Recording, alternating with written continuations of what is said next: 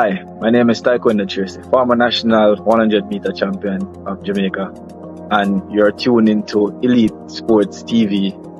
Like, share, and subscribe to keep up to date with all of the new and upcoming informations we have to do with, especially corruption in athletics.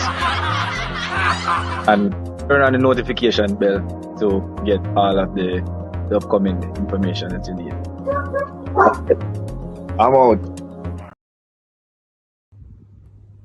My name is Errol Stevens, former international player and reggae boy, and you're watching Elite Sports TV, Ryan, LFC. Don't forget to like, share, and subscribe to stay up to date to get the latest content on the reggae boys football. Bless. Hey guys, it's Jermaine Clark Jr. here from Bayern Roll Squad 2023. You're watching Elite Sport TV with Ryan LFC. Stay tuned for all things reggae girls, reggae boys, and sports. Peace out. Okay. Hi, this is Yasmin Jameson, Reggae Girls goalkeeper, and you're watching Ryan LFC's YouTube channel. Please like, share, and subscribe. Hi, I'm Marla Setman, Reggae Girls top midfielder. Oh, let me start over again. All right. Hi, I'm Marla Sletman, Reggae Girls top midfielder, and you're here on Ryan FC and Elite Sports. Don't forget to like, subscribe, and comment to keep up all to date with Reggae Girls and Reggae Boys top news.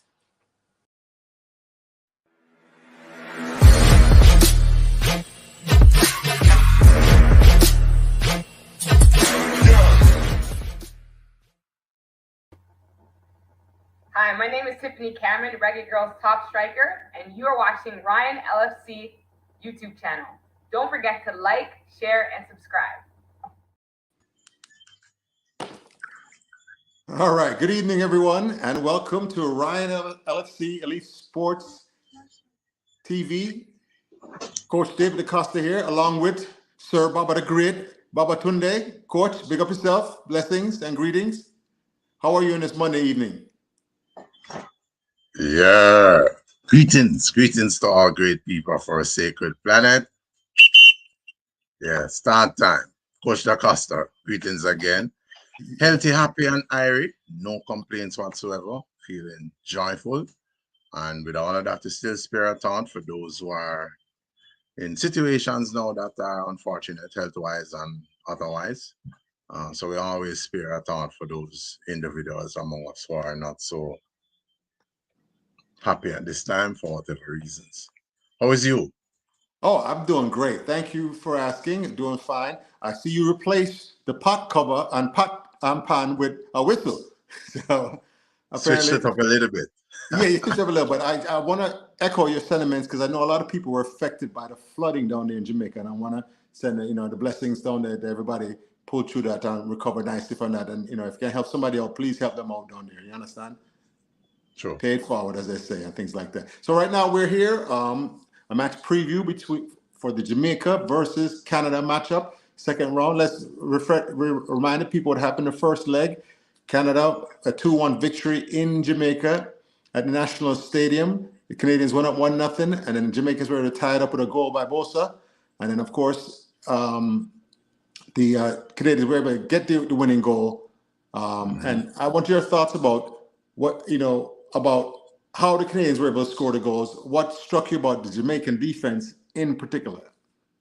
Well, the defense was more like a fence, not a wall and so on. They weren't sturdy enough, so there was nothing about them that struck eye. What we can see though is that they were ineffective for moments of the game when they should be effective. So those are some of the things we'll be looking at. It's also a good time to let our listeners know that we are expecting to be joined by King David, chapter 1, verse 6, to go through all of this. We have some perspectives, some supporters, and in particular, I am one who, whatever I'm doing, I love to have the involvement of the good females among us. And so we have a female who shared her perspective.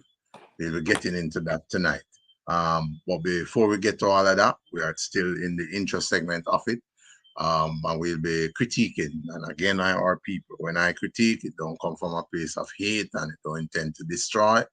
But like I say, I'm a coach, and if you're around What I'm doing is what I expect to be done. So we have to share with each other. Can't be a yes girl or a yes male or a yes boy when we don't need to be saying yes. And so I am still expecting Coach Hargreaves to get it right. I still expect that he'll qualify Jamaica for the 2026 World Cup. I am still supporting him and so on.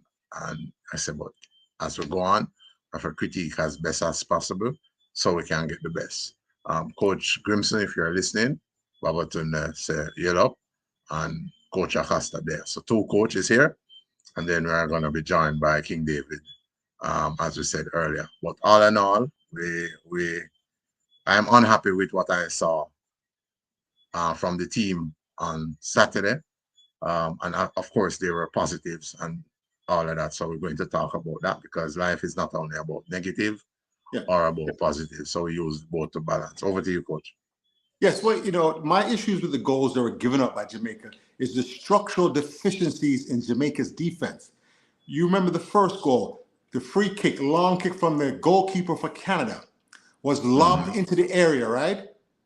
And it was an aerial duel between our number 5, Ethan Pinnock, and what was it, Kyle Lauren or David? Which one? My memory gone already.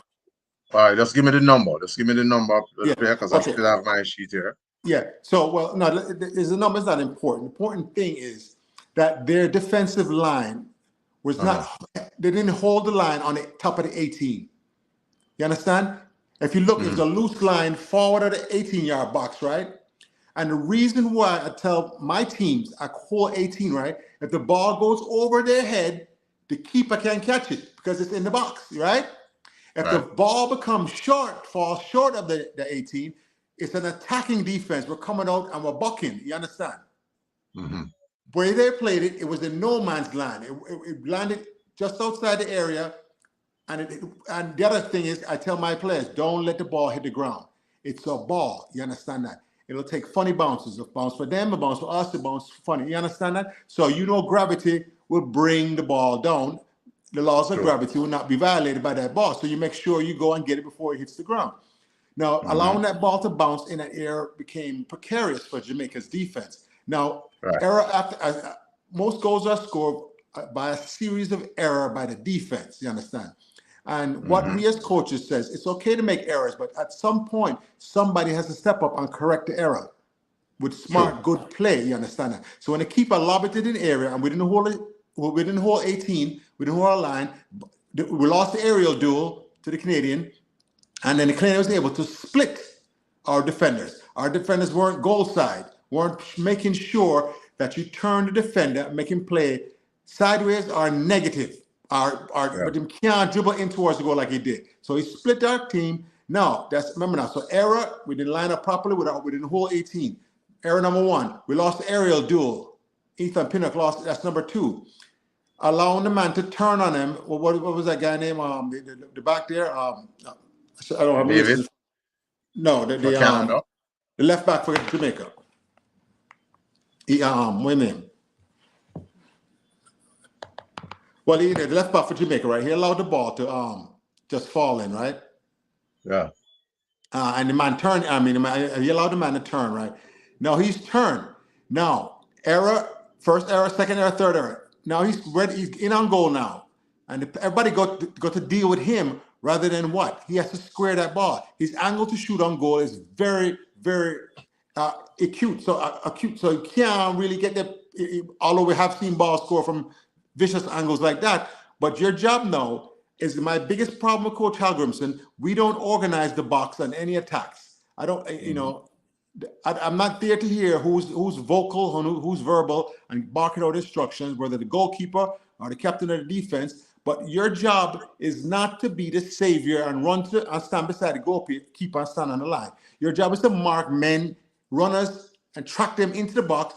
Pick them up when they come in the box because they're the ones going to kick it into the back of your net. So when I saw our right back, it was Greg Lee. I think I was trying to remember. Greg Lee was a left back. So our right back now stand up there in the corner of the 6-yard box, and he instead of scanning, say, "Oh, no more threats coming," because there's no other threats coming, and going and double team the eventual goal scorer, he stood there. And then the first defender was supposed to pick up the scorer. He never picked him up. You understand? He never picked him up, and he scored the goal and things like that. So the series ever led to those goals. But the problem is that number 22, Gregory Lee, is the who plays on the right side for Jamaica. Yes. When we are defending, he plays on the left. No, he didn't learn because the number 20 from Canada, David, he got a clear opportunity simultaneously to what brought the goal. And Gregory Lee did not learn from that in terms of his positioning on the field and the position in the mode of attack. When you are defending, you have to assert a certain position that will help prevent shots on your target. And that was not done. And he did not learn. The next play now, two of them, Ethan Pinnock and Gregory Lee, was left in the seawater because they feel, one needs to cover, one's drop off, as we call it, and prepare to defend should you be called upon. Based on how the position that they took up on field, it gave the Canadian attacker a clear chance on goal, and damn well he made use of it. From the cross went through, but Andre Blake is going to have some difficulty saving that. Yes, but Babatunde, that's my point exactly. All the goals scored are similar. Similar breakdowns in the back end of the defense leads to these goals. When they talk about the Haiti game, forward to this game, you see nothing has been fixed by Coach Halgrimson in this defense, and that's the concerning point to me. Remember the second goal now. You remember that one scored? Right. You see him kind of after that ball, after it was 6 Jamaican players in that 18-yard box when that ball crossed the line. Yes. But they were out of position on the football field. Yes. The basic when you don't take up your position, your area of responsibility, ballers where I listen out there now. When you not take up that, going to be problems. Yeah. When I do a coaching course, right? I tell my a lot of times parents are the coach of the team, or some of them American, and they really don't know the sport. But I say the basic principle is pressure, cover, balance. The first defender applies immediate pressure. The second defender comes with the cover, and the third defender provides balance. He doesn't come in there and run up in there like the three of them on the second goal. Remember, the kid came down the wing. It was like a fullback came all the way down the wing, and then he cut it diagonally back to Estacio running into the area. Now, Estacio is an important run in the area. And after the goal going, if you freeze frame it, you see the 6 Jamaican defenders you're talking about. None of them picking up runners, tracking nobody running to the box. Everybody's being a hero ball. I call it a hero ball. Want to go to the person with the ball. And the thing about Mr. Johnson, right? He had an opportunity, I think it was Johnson, to slide and stop that diagonal pass back that Estacio finished with for the second goal. He was not 100% on looking to block crosses and passes. That was his job. He's right behind the guy. As soon as the Canadian player's about to pass, it went right by him.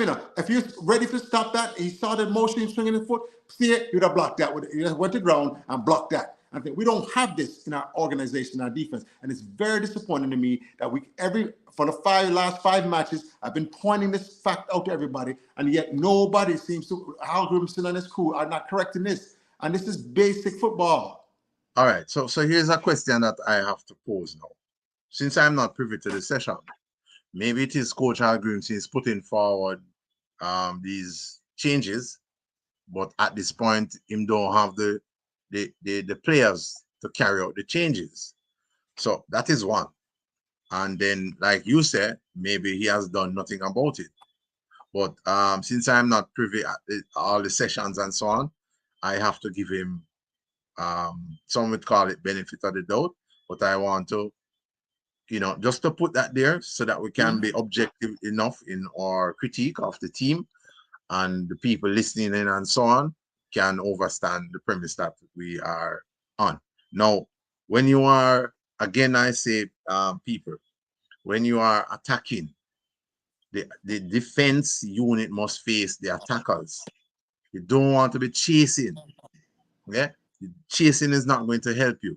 You want to be facing the fire that's coming to you so you can dodge, take evasive action, and then return fire with with greater force that is deadly than the attacking force. And that's always some of the things that you want to incorporate in your game. Young baller, old baller, the baller them retire. There's some things that you can take from the game as we watch, as we critique, as we support, as we go forward. Before we jump on now and move on to other things, there's some results that we want to talk about from this set of games for the past. I think that was what some games played on Thursday, some played on Friday in the Concacaf Nations League. So the results coming in: Aruba defeated Cayman 5-0.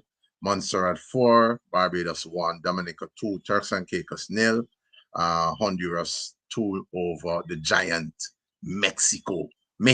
All right, yeah. Let's say that part again. Honduras defeated Mexico by 2-0. Stock and store that one. Costa Rica 0, Panama 3, Jamaica 1, Canada 2. As we talk. Say the Costa Rica score again. Hey, say the Costa Rica score again. Costa Rica 0, Panama 3, and that's the first leg. As we are broadcasting live here now, Panama is gearing up to face Costa Rica in that home fixture.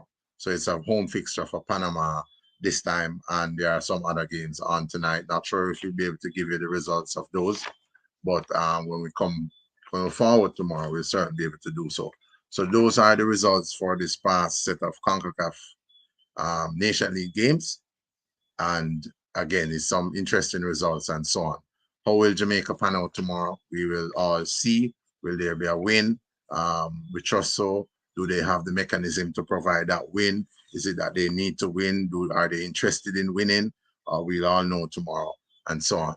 So again, we're waiting to be joined by King David, chapter 1, verse 6. So we see how that one go as we go on. We also have a perspective, and again, females, we really like when we get your interaction and your involvement. Males play the game, females play the game. Female support, male support. So it's always good to have both perspective as we go forward. Ryan, kindly cue up that voice note for me now with the female who gave an eloquent perspective and so on. I'm thinking that there's some of the things that she said that we can all learn from. Of course, I'm one who will always be taking notes. Pen and paper. Sorry, Robert, sorry to interrupt, Robert. A score just come across there. Trinidad 2, USA 1. Final, full time. Excellent. So we trust that. I know US won the first leg. Aggregate, but wow, what a performance by Trinidad. Big up yourself, Trinidadians. So wasn't it 2? Wasn't it the USA game ended 2? No, the one in USA was 3-0, and the one in Trinidad is 2-1. Okay. So in aggregate, USA has 4 goals, Trinidad has 2 goals. Wow. Excellent fight back. Again, what we're seeing here now, we're seeing teams making classic example or classic use of their home advantage. Did Jamaica do that on Saturday? No, we didn't. There was a number record that went crashing out because since 2006, it was the first time Canada is scoring on us. And I'm seeing in some quarters that since 1988, I'm thinking it's the first time that Canada is defeating Jamaica. I'll have to still verify some of those reports. But it was the last time Canada beat Jamaica. That's good. That's good number right there. That's good stat. Okay, so that one is indeed correct. So excellent, Coach Acosta. So on and on. Tomorrow is gonna be a massive day. It's a huge game. Can Jamaica come back? Do they have the requisite skills and talent to bring them back? Is it that are they interested in winning? These are some of the questions that we'll be answering tonight. So those of you who will be calling in, prepare yourself. We'll come right to that. Ryan, let me know if you can jump in with the playing that voice note now. If we are ready, we'll take that. Just let me know as soon as you're ready. Over to you, Coach.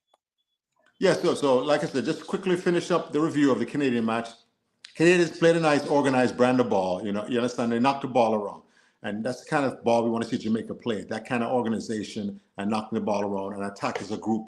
in tackling groups of 5 or 6 rather than the individual and then the big ball, long ball situation, which does not encompass a team attack concept, you understand? We lack the patterns of a play that you normally see on any team, any sophisticated, mature team that knows how to play football on the ground with possession football, you understand?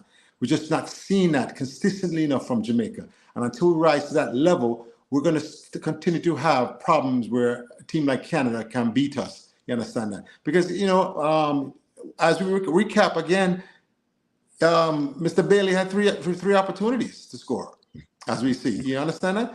And your goal scorers have to show up in big matches for your team to win. So that's why for tomorrow's match now, the great news that Demarai Gray is going to be eligible to come and play and probably will start for the Jamaican tie.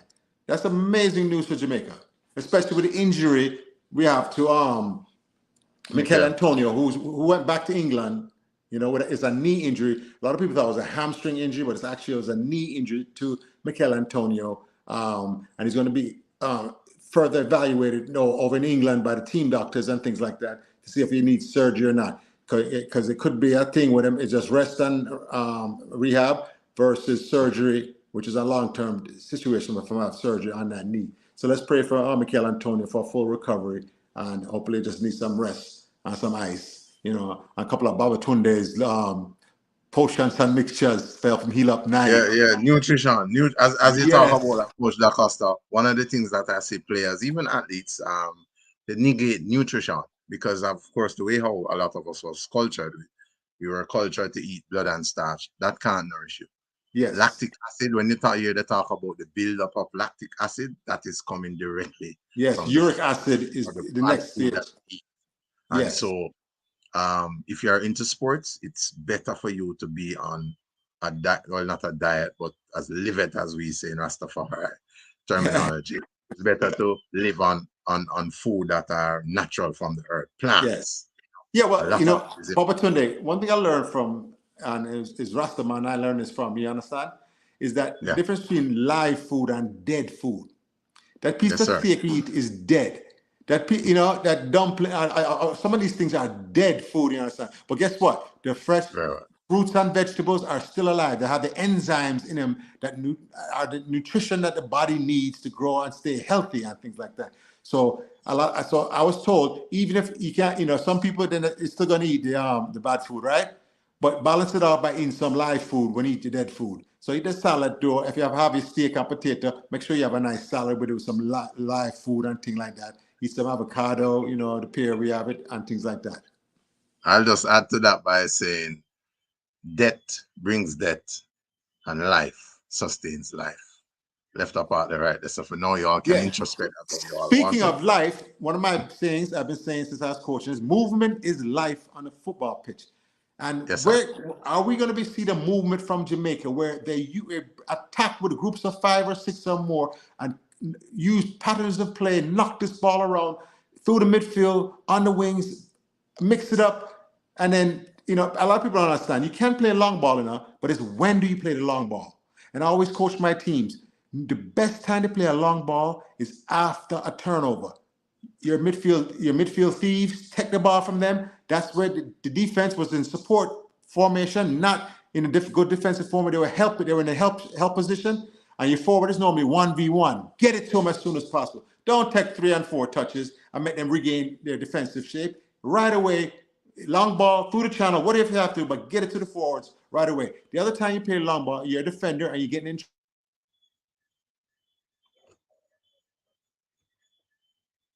Coach?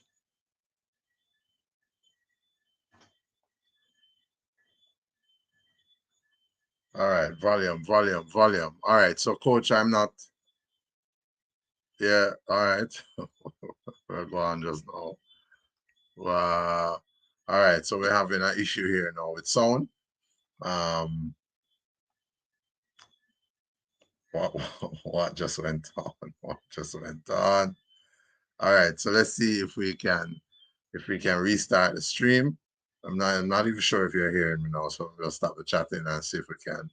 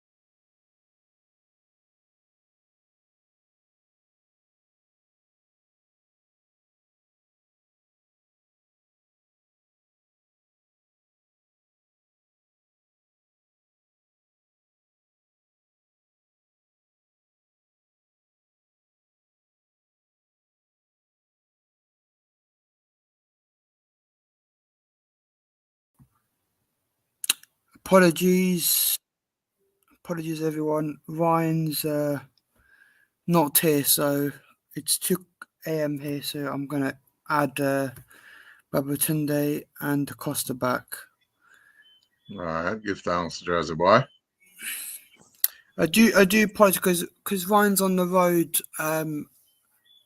If anyone leaves the StreamYard, you won't be able to get back in. So I'm just going to stay in the back room to make sure that everyone is because Ryan's not here. So if you leave the studio, you can't rejoin. I have to let you back in. So I'll just stay in the back room, and if anything happens again, I'll come back on quickly and just fix it. All right, give thanks, Jersey boy. We want you to stay in the side room. Yeah, man, just stay in the side room and give thanks for the technical expertise that you have and your ability to help us get the streams to our thousands of viewers across the globe. Yes, give thanks, Babatunde. Jersey boy. Yes, Babatunde. Sorry for that. I don't know what happened. A little technical difficulty there. But to pick up my thought, though, man. Like I said, a defender getting in trouble, a long ball is a good idea rather than turn the ball over or do something. Hold on a little, coach. Hold on. Just don't forget your thoughts. The stands full up, aka comment section. Heal up to all of the ones that are on. We'll be taking some of your comments shortly. Heal up to IT push out of Trinidad. Yes, boy, a far away I tried from. You don't know it go. Avis Williams, fully up. United, fully up. Dre Anyweather, fully up. Travis, fully up. We're going to read some of your comments shortly, but we just make sure we acknowledge you so you can overstand. So we're not left out none, we're not fight against none of the item. We're really glad to the item there. Kimali Minzi, yeah, fully up again. IT push enough out there. Yeah, unstoppable, fully up. Wing Zero, fully up. Over to you again now, Coach Acosta. Sure. Yeah. Once again, like and share the screen. Like and share the show, guys. Go out there, like and share. Make sure when you hit the like button. I was saying defensively, if you're a defender and you're in trouble and they, cornering a long ball, but try to make it a strategic long ball. So your forward now is reading with the defender, reading the match, seeing the defender's getting in trouble in the corner, knowing that the defender is going to play a long ball. So that forward now starts positioning himself to make that run. I normally let them stay in tight, right? Because why do I like them in tight? Because that's where they can leave the flanks wide open. You understand that? More area for the ball to be played into on as far as a long ball, and you run onto it. When them hang out on the wing right there, they help us in inside. When you're more central, the defender's going to stay central, and there's a lot more space on the wings, and that's what that's why I like long balls in those situations. Other than that, the only way you maintain control of a match is by possession. Bring it up from the back, from the goalkeeper to the book backs, to the midfield, to the forward. And people in Jamaica, you have to understand this, young ballers. Your job is to efficiently move the ball from the goalkeeper, for whatever the restart is, goal kick, whatever, to the defense, to the midfield, to the forwards, with as least amount of touches possible. One more time, least amount of touches possible. Now, if the individual play calls you to take more than one touch, yes, by all means. If that's the correct football decision, take the extra touches to maintain possession or to create a passing lane. And Babatunde, I'm going to tell you one thing, right? My philosophy is only 2 times you're supposed to dribble in a football match. Only 2 times you're supposed to dribble. Wow, I can't hear you. Babatunde, you gone again? Okay. Yeah, man. When are those times? Okay. Attacking the goal or creating a passing lane. Tell me another time where you have to dribble. And you're not wasting time showing off. Right. So which is why I gave the thumbs up, because those are things that I agree with. Because as a defender now, I don't ask my defender that are doing the dribbling in that 18-yard box. You clear, you make passes, you communicate, technique, insight, and communication. One of the times we're gonna come here again, we're gonna take you through what that exactly is. Your technique, your insight, and your communication, vital attributes to play the game at the highest level. So, yeah, as Coach Acosta said, it's just 2 times really that you ought to be. Say for instance, you're a boaster and you're holding up, the ball coming to you and you're holding up. That's where you dribble and hold the ball for your support to come, right? That's holding, that's where you use your skill and thing. Now, attacking the goal and attacking the defense, that's when you use your skill. That's when you show your magic. Going at goal now, ready for next. Once you beat the defender, your next strike is on target. You understand that? So for you down in the midfield, that's a spin round, and I go backwards and you dribbling the ball so hard back towards your own goal. How much time you see our midfielders trying to maintain possession, dribbling the ball very hard back towards our own goal, put the pressure on our defense rather than their defense. So smart, efficient football, but the moments that it calls for you to show that brilliance and that magic, you as a football player have to be able to first recognize those moments and then take advantage of those moments and stop the nonsense and stop the playing around and turning the ball over. Very well. So, like I said, it's a vibe. The comment section and the stands get exciting and so on. So Dre, anyway, that we can jump off. Coach Grimmy plays style with CDM and one ball situation. Maggie can join the squad. We're expecting to too. So Wing Zero Hero say Maggie can join the squad. We don't know what the setup will look like tomorrow and so on, but we're definitely looking forward for some changes that will bring us victory in tomorrow's game. So like I said, Coach Grimso, I think this is your second match now that you have lost since you have taken up the task. You can gain that victory tomorrow. Like I said, there's something that we did on Saturday when we spoke to the Canadian coach. Listen to that, and that should help in your preparation for tomorrow. All right, Ryan, jump in, get that voice message ready up for me now, please. We can take that now. All right, Jersey boy. I think, well, since Ryan is not near, I think he sent that voice message to you. Can we take that now? While Jersey boy get it ready. There is some things that we want to say. Well, I think Jersey boy, it's really late. Remember, Jersey boy is in Europe and he's in England, so it's really late and I've got to embed. Where's Mr. Ryan, LFC? I must start the hotel. Where Mr. Ryan did it? Let me find out him at the hotel at Jamaica staying at. If they're about somewhere on the ground or do some work. I see him lurking on the ground. I'll get some information and all of that. So if I ever come back, Elaine Walker Brown, drape him up again. I'll box him 2 times. No matter come back and I'm Mr. LFC because No. So let's quickly. I wanted to say about the way the Canadians played. You understand? Yeah. The Canadian defense withstood Jamaica's attack, even though we weren't as organized attack as we like. We still have the pure talent. The one goal that scored was a complete disaster for Canadians' defense. They left Bosa unmarked. When I watched the video film again, he was totally unmarked. So for Mr. Johnston to see him and play that ball on the ground and then just turn, a nice finish, amazing exploitation of the Canadian defense. So once again, one more play, read and react. Don't just stand there and your mouth open for catch flies. Look around, what's going on? Where's the weak? Who's doing what? What you understand that?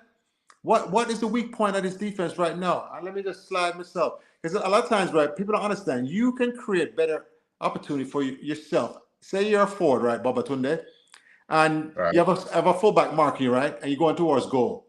And your midfielder has the ball, and he's dribbling up towards goal, attacking the goal, ready to send you in a passing, right? I teach them when is the best time to create separation from that defender. You understand that? I said, look at your defender. Defenders do what? They check for the center back to hold the line, right? Mm-hmm. And they look to see where the ball is. As a forward, as soon as them turn them eye to look for the center back or look for that ball is, that's when you create that separation. You move away from him. Now, creating that space in that channel now. And because we've worked on a training pitch with that, your midfielder says, oh, no, I'm ready for that ball. Boom! And then he lick the ball and things like that. sophisticated reading and reacting to the thing. You understand? As opposed to just throwing fair 50-50 ball up there. We work together, we train on the training field, we come up with a plan, and then we execute it. Classically said. So, with how we see the team playing in the last game, sometimes they say you're judged based on your last performance. Yeah. We are trusting that the team has gone through and view what was done wrong and is now able to make the necessary changes, aka fixation, to have that matter dealt with once and for all. It's a good time to let you know that we're joined by King David chapter 1 verse 6, albeit Yes. some kind of trouble. It's better to be here and not to be here. So blessings to answer. yes, sir. Greetings and welcome. Yes, so welcome. Did I just say you have a great first name? Yeah, man, and I think you have an even better first name. Yes, sir. Yes, sir. Hey, quickly, Baba Tune, before we move forward, to all my former players, parents, stop calling me when we on the air like this. I know this to me and then they're calling me, but you're knocking me off. You're knocking me off the stream. When they call my phone to tell me that's what it's to me live on YouTube. You're gonna knock me off. Stop calling me. Thank you guys. I love all of them. Love the support, man. Yeah, I didn't know you had that issue too. I think that was like a bubble thing. So I had to put my phone on airplane mode. Yeah, or not disturb or something. So yeah. But heal up to Simone. Big up to Simone Samson. Aubrey, heal up. Jardine, yeah, heal up Regine Jardine Watson. Yeah, heal up to Jamari Brown. Yeah, Shamora Mitchell. All of the ballers who were at Phoenix Academy, trained by Ababatun and so on. Those of you who are still there, heal up to the island. All of the people that I know, we can't get to big up everyone. So just know, say, respect and give thanks to the item, support them for joining. King David, make we hear you, Bridget. Give thanks. Yeah, man, there, man. Seems like I missed a lot. Missed a lot, right? Yes, I. We're there now. 9:17. Yeah, we've been over an hour. So callers, we soon come over to you. We're going to take David and hear his summarization how him see tomorrow game going. If him having the new information, put up on the stove or fry, if him a cook up in the dump, you know, there and thing. So King David, over to you. So I guess the greatest news we have is the fact that Demarai Gray was in training. The greatest news. We can't get better news than that. So we have a lot of positives in that aspect, right? And well, I guess we know for sure that Antonio is out, which we definitely could have assumed, right? Wait, my audio good, by the way? Yes, you're fine. We hear you loud and clear. Okay, and my audio better than the audio from the coach today, because you guys watch the press conference. That was horrible. Babatunde, we're not hearing you. Babatunde. Yeah. I never get forgetting. There you go. Now we're hearing you. Go ahead. Give thanks. I never get forgetting the press thing today. But you watch it? Yeah, man, watch it, man. Coach Lacaste, watch the press conference? No, I didn't get a chance to watch. I was at work today. Babatunde, the press conference is in Toronto. So if you got into that one, boy, he's a magic man.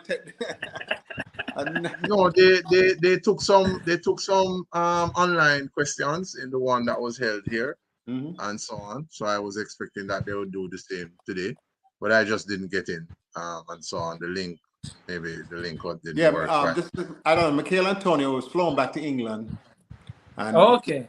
And he's in England now, and their medical staff for his club team is evaluating him whether they need surgery or not, or just heal up and things like that. So we'll pray for him, make sure we have a good outcome for one of the bright lights for Jamaican football, Michael Antonio.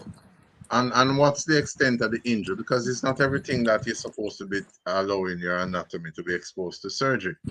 Well, I've been, I've been trying to find out more specifics about Tunde, but I have not been able to find the exact, apparently they haven't released the diagnosis yet. You understand? Normally it's the diagnosis, then the prognosis of what, the long-term thing is going to be.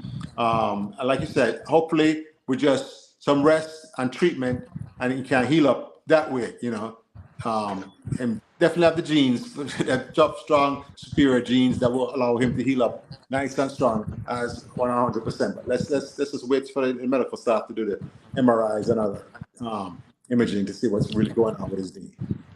Because we thought it was a hamstring. All right. Over to you again, King David. Yeah, so and then we saw where the coach told us that Deshane Beckford was added to the squad again. Good addition again, because we're lacking in that left wing area, and is a good addition right there. I think other than the left back, the other day against Guatemala, he was possibly one of the only other bright sparks, right? Because he played. Tell me one thing, because remember now, you have a Demarai Gray. If Demarai Gray start, you cannot expect 90 minutes from Demarai Gray. You understand? So if you add another winger, that means he's going to play Demarai Gray 60 minutes, 65 minutes, whatever, and then sub him with somebody in that similar role and things like that. So I think that's why that addition was happening. Yeah, it was needed. It was needed, and to be fair, he got a chance and he didn't do himself any harm. And he's a goal scorer as well. He's very sharp, so he's a good addition to the team. Well, let's talk about the substitution pattern or lack thereof of Hemer Helgemson, right? Normally when I coach a team, especially a professional team and things like that, we have our pre-game meeting and things like that the day before, and we say, if this player gets injured, this is the contingency plan. If that player gets injured, we already have that worked out in our minds and on paper. And it seems like they were scrambling there and throwing Mr. Javante Stewart when Mikel Antonio got injured. So what is there another indictment of this coaching staff that they're not having the foresight to say, this is the best choice? Or was Javante Stewart their best choice in their estimation on last game? Yeah, because he was very ineffective. Yeah. My take on that, coach, is that it was a weird substitution in the fact that Javante wasn't even in the squad before. He wasn't even being called up. But that's why I said they had no plan. They had no game plan. You understand? Yeah. Let me say this real quick. See, when I grew up in America here, I grew up in Connecticut, and one of the teams, the New England Patriots in my area, right? And I have a coach named Bill Belichick. And he says, if you wait for halftime to make halftime adjustments, it's going to be too late. Then we're going to beat you. You're probably going to lose again. You have to be prepared before the match even starts for everything. So what does it take for you to sit down with your coaching staff and say, why, sir, if the forward here go down, who we have? And if the forward and the right wing go down, who do we have? And in an emergency situation, who can we play at right back if this, because this one? You understand that you have to go over all these scenarios. That's what you're getting paid for, to be thorough as a coach. So when these things happen, you are as prepared as possible to handle the situation. And this team, well, like you said, surprised and just point to somebody. You go and find when Mikel Antonio in the 35th minute or whatever it was. That shows a lack of preparedness. Yeah. But it's either one or two things, It's either one or two things, coach. It's either politics got involved, which I don't even like talk about these things, because there's no way you can move from not having Javante in the squad to him being the replacement for Mikel Antonio when you were using Romario Williams. And to be fair, Romario Williams didn't do himself any bad in terms of the previous games. I guess Guatemala game was his worst game, but the previous games he was holding the ball up well. He was basically deputizing for Mikel Antonio. So he looked like he could have played the role. So it was surprising to see that they chose to use Javante. I don't know the reason why. Probably in the couple training sessions that the coach saw enough. So we don't know. And I wish these were the questions that were asked today. I'm not telling a lie. The question them where them asked the coach today at the press conference was very soft. It's like nobody wanted to ask the hard questions. It's like nobody wants to be the villain. Everybody's afraid. Good point there. Good point there. In American press corps, right? You have what's in it. If it's a local team, you have what's called the dean of reporters. This is the oldest, most venerated person, and they get to ask the first question. Not only the first question, they can ask 2, 3, 4, 5 questions back to back, and nobody other reporters, all the rest of the reporters have to shut them out. And that's the dean of reporters, and you give him respect and make it. And he know that he's the dean of reporters, and he'll ask all the tough questions, or some of the tough questions necessary. And we don't have that in Jamaica, where somebody is that respected as a journalist. Now, Babatunde, we're assigning you that job. We're voting for you for that job. That's a tough question. Them write your question them down then, and make sure the man has follow-up questions. You know, like I say, you know, I once I show up, I present myself anywhere. We're loyal to the truth, not to status and to positions, none of that. So because we want to really get the thing ready up, but you know, yeah, get the thing ready, Ryan. Get the voice note ready. Yeah, so that's pretty much what we are talking about now. So that is what we are focused on.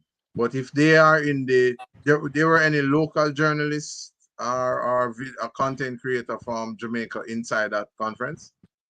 I think yes, there were. Well, you know what that means. That means now once there's a press conference and there's no Babatunde, people feel at ease. If there's a Babatunde show up now, then people, and that's not good enough. It can't be good for our nation. People have to stand out and do what they're supposed to do. All of us have a responsibility to the truth and to our nation. You know, we have to step up and deliver. Listen, let me say something. Somebody in the chat says, if I ever make a substitution and that substitution don't perform, that's not the point of the substitution. The point, in my estimation, it was a rushed and substitution. It wasn't a planned out substitution. For a player playing Mikel Antonio's role, you have the backup ready to rock and roll. Because if he was the backup, then I'm very surprised at that. You understand that? So it's not that the player didn't perform; it's the fact that your lack of preparedness and your lack of organization is what I'm concerned about. Because we see the CM goals going in, the CM squares, beating people, man, them running to the ball like them. I was at a 6-year-old game, and all the 6-year-old them are chase the ball. That's what you make a defense look like. All of them chase the ball, and nobody's disciplined and playing their role. I'm marking people. So you know that's what I'm just wondering. The lack of forethought to get ready in case disaster happens. You know. Coach DaCosta, yes. Aldean in the comment section say I should ask you the question. I think that's the question. He's saying that when you're coaching a team and you make a change and the change wasn't effective, did you know the player wasn't going to play to expectation? I think, I don't know. I just answered that. Oh, that's what the player. It's not that the player didn't play the expectation. I'm looking at the process. Remember, I study everything through a coach's eyes, not a fan, not a player, not a whatever. You understand? The coach's eye. And when that substitution made, if it's a rush substitution, you just point to somebody on the bench and you going, that can't go stuff. Not at this level, not the stakes this high. If we qualify for the Copa America, we get a chance to play Argentina, Brazil. You understand that? All of these big Colombia, Paraguay, Uruguay, all these nice Chile. What? You understand that it's a huge tournament and lots of money if Jamaica advance in that tournament. Because remember, it's a FIFA tournament. So it's got the TV revenue, the gate revenue. Jamaica make a nice amount of money for the federation and things like that. So it's a serious thing this is. You understand that? We cannot go in there haphazard, the slack coaching. And for every match now, I've seen the CM goal scored. The lack of organization in Jamaica's box by this defender. 6-year-old defending versus turning, looking, tracking runners. Everybody assigned somebody and defending. First, pressure, cover, balance, everything, the basic things in the defending. I have to go on in a football match. So nobody come with them the nonsense with me. Any more other comments, King David? No, but Ryan, I take them on the comment section still. No, not for now. Okay, all right. So for tomorrow's game, I had looked. I'm not sure if any of the other panelists here had gone through, but I was trying to get some information whether it would be away goal rule or any such thing like that, or the situation. So between King David and Coach Da Costa, any of you have any information as what will prevail tomorrow, in terms of what Jamaica need to, or how many goals they need to score in order to be triumphant in tomorrow's game? So the closest thing I found was the questions that were asked. So somebody actually said in the press conference that we needed to win by 2-0, which would indicate that I guess the away goal rule is there. Okay. So that's what I think. Even though me I try to find it, I don't know why these information. Right, normal FIFA rules apply here unless Concacaf predetermined before this tournament started. Because remember, it is Nations League, Concacaf Nations League tournament. You know, if away goals are same, if Jamaica right now it's 2-1 Canada. So if Jamaica scores and wins 1-0, then goals are tied 2-2, and we'll have to go to penalty kicks. Okay, excellent. That's the normal FIFA interpretation of home and away type situation. Was the rules modified for CONCACAF? I don't know. I'm sure somebody in the chat section is going to say something. I mean, so what does that mean, Coach Da Costa? If the away goals rule is in or it's not? What do you think? What that's the other key. Are the away goals rule in? But if it's just, you know, because remember now, Jamaica would have to win 1-0 for that to be a 2-goal tie or whatever. Normally these rules are in for tournaments where they can't have a third match no matter what or whatever. So they want to have a winner decided as simply as possible and things like that. And so, like I said, I apologize for not doing the research on this part to find out exactly, because Canada would have 2 away goals while Jamaica would have 1. You know, so Canada might be ahead in that aggregate, but if it's just total goal aggregate 2-2, then it's penalty kicks. So that means Jamaica has to win 2-0 to advance. If the away goals are counted higher than just a goal, which I'm not sure about. So Jamaica has to win 2-0, which would mean Jamaica scores 3 goals and Canada scores 2 goals in the 2 matches. And on aggregate, Jamaica would go through. All right, excellent. Well, for safety, I just say Jamaica just score 3. Yes, there's always a solution to the problem. Like my coach used to tell me, the game is simple, we make it hard. The game is simple. We, players, coaches, and fans, we make it so hard. Right. Because we're human beings, and we have our own personal thing on it, our own personal expectation, and what we require. In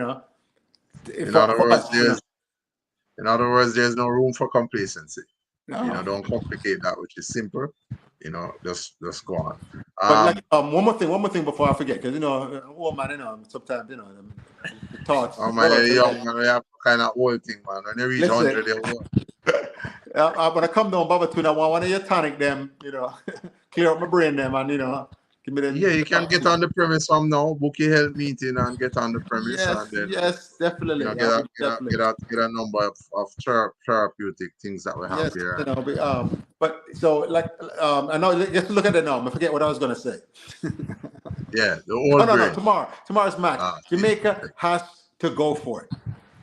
If it's if there's a time that all these Jamaican men need to stand up, catch up to enough courage, and just leave everything on that pitch tomorrow.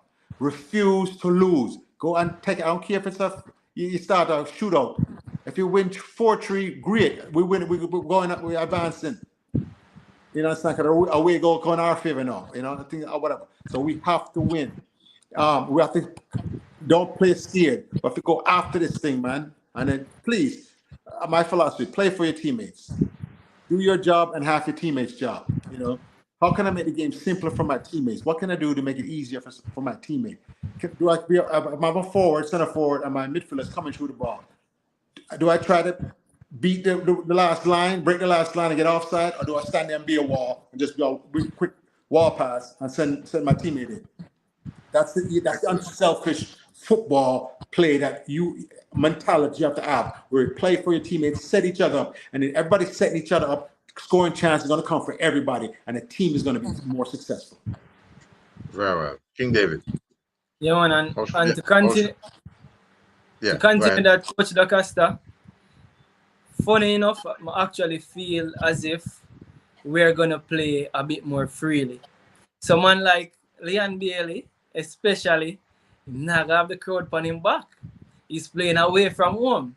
So I expect them to be a bit more freer to know that, all right then, we're not in front of our home crowd. We can go out there, go perform, and not if you think about that too much. You know, say, they might get beaten if them do wrong, you know. But them not have the immediate atmosphere to deal with. So I think the freedom might work in our favor.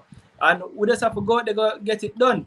To address one comment in the comment section, Doc J says, as for the comment about we not asking the hard questions, I think the problem with some of our YouTube journalists is that they don't know how to do it respectfully.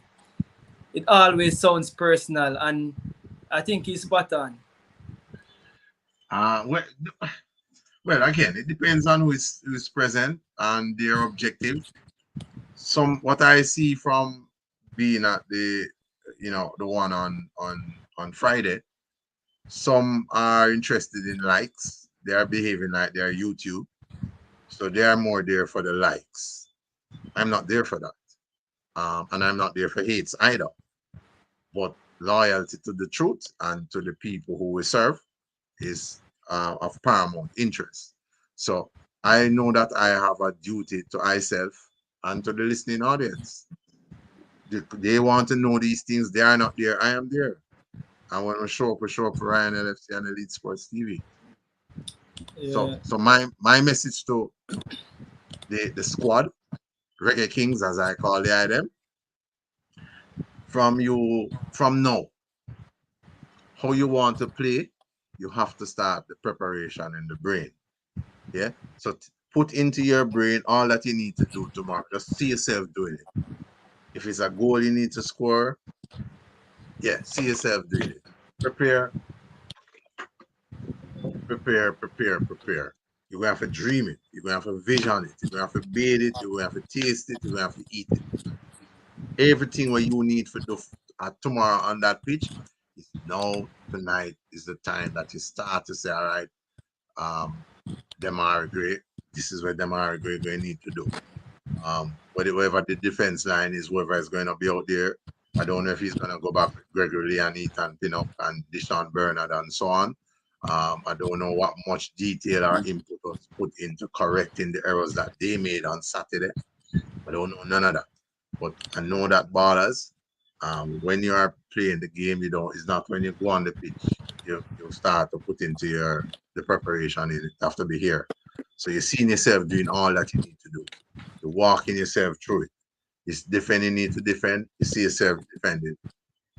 If you need to attack, it's attack. So from now is the time and the place is here.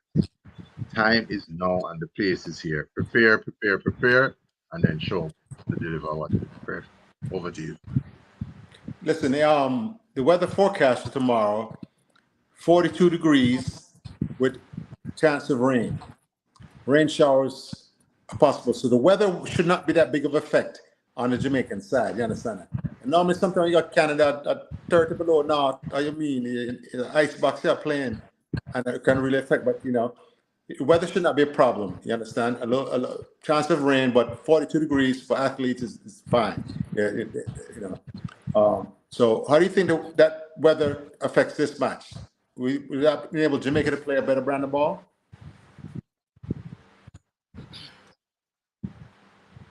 Opportunity, I'm not hearing you. Yeah, King David, go ahead, take that. All right, so the funny thing is that I saw a comment that says that the away goal rule is in effect and Canada posted. So I'm just on Canada page. And you know the first thing I see on Canada page, coach? What's that? Is Canada soccer saying the cold is our advantage. So it's something that they are recognizing and they are saying it's to their advantage. So you're saying that it should make a difference, but they have identified it to say that they should be using it to their advantage. Yeah, 40 degrees, no nothing. How you mean? You ever been up in a cold? Mr. King David, are you down in the wood, water, and sunshine? You and Babaton never gonna cold? Let me tell you. You have a story about cold weather. All right. So But- for Babaton, I can tell you that I'm not one who is afraid of cold. And that's one of the things why I live on herbs, because I have the minerals that nourishes. When I traveled to where you are in New York there, Coach DaCosta, I had the honor of bathing in Forest Park. When it freezes, literally the water that's running out is ice. Yeah, and that's what the power of herbs does. Yes, So I have that experience. I'm not one who is anything that is made by nature, I'm able to tap into it. Sometimes it gets cold, sometimes it's hot. So I don't complain. I never want to do that all the time to want. Yeah, and I understand that there's other elements that interferes with nature. That's not what I'm referring to. So for example, when there's a heat wave and so on, that's not necessarily the sun. Those are other things, but that's for another time. But nature, it's tropical and it's cold and all of that. So we just get the thing ready. So what Jamaica never did was to make use of the sunshine on Saturday. And I said that from the Saturday up, that they never made use of the sunshine. It really looked like Canada played better in the sun than the Reggae Kids. Over to you. Well, if you do all the work and you don't use teamwork and let the ball do the work, you'll exert more energy than you let the ball do the work and you knock this ball around. You understand that? Because of the weather conditions detail that. I talked to somebody who went to the match and I said, everybody huddled up under the grandstand covering. That's how oppressive the heat was. Them said the heat was a lean pan them. The sun is a lean pan them. You walk out there. The sun a lean pan you. You know, somebody on a minibus back in the day, Bobby, to them a lean pan you. The big man pig, they're a lean pan you. And you're like, wait, come here.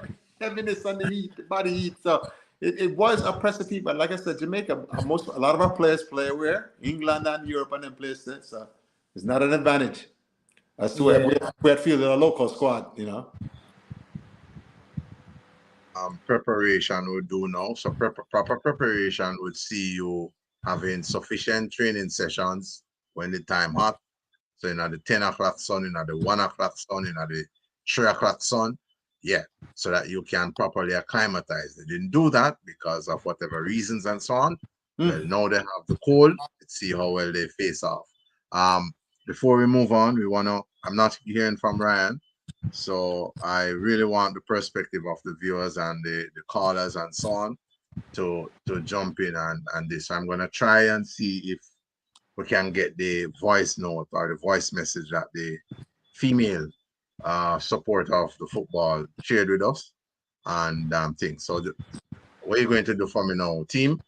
As soon as I start to play, just let me know if the decibels is high enough so we can. If it's not, then we're going to have to try something else. So here we go. Good evening, Ryan. I trust that you're... Okay.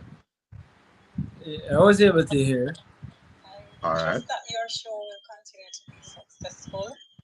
I am an avid listener, and I just have a few points to share about football in Jamaica. Well, one, I think that the coach needs to study and to know Jamaica's football culture and make adjustments to channel players towards success. The culture that I have noticed over the years is that we play a flary type of football where people salad people and pile and those things. It's like show business. But that is not really getting anywhere if are not scoring. So the players have to score if they are going to play that way. However, I think the coach needs to channel that in such a way that it maximizes for the team. It reaps the maximum benefit that will actually help the team. So that's one thing. I don't know if he understands Jamaica's culture. So it's important because any workplace you go, you have to study that culture and bring your own initiatives to that, or your innovativeness to make a positive impact. Also, there must be some type of system that we are working with. When I observe Phoenix Academy, they have this thing that they call Brazilian box or domino 6. So any player who is taken out and another is replaced, then that individual can actually follow that style of play. Now, I'm not saying that we should have a rigid system, but there must be something that we can look on and say that is Jamaica playing. When Spain came out 2010 with albeit a boring style of football, but they had possession, they maintained passes, and so forth. That's what they built on. So we knew that that is Spain. Brazil, they had their flair and so forth, but they were scoring. They had their short passes, they ran hard with the ball and so forth. I'm not sure if I can identify with Jamaica's football system. I'm not sure what it is. So it's just like in the classroom, where if there are several teachers of English and one is absent and somebody is to fill in, we all know the curriculum. The only difference is the teaching techniques or the strategies. So we will be teaching the same thing. So that's what I'm talking about as in a system. You know, everybody knows how it is that we are going to play. So I think that is imperative, that is important for football. Also, we have always had a problem with the midfield. Is it that all these coaches are so short-sighted that they can't build midfielders if they think that we don't have any? I have watched Lamar Walker from childhood when he was at the academy by Dunbeholden, and he has been a class athlete since. Why not build someone like that into a good midfielder? And then you try and build others then, since midfield is such a problem.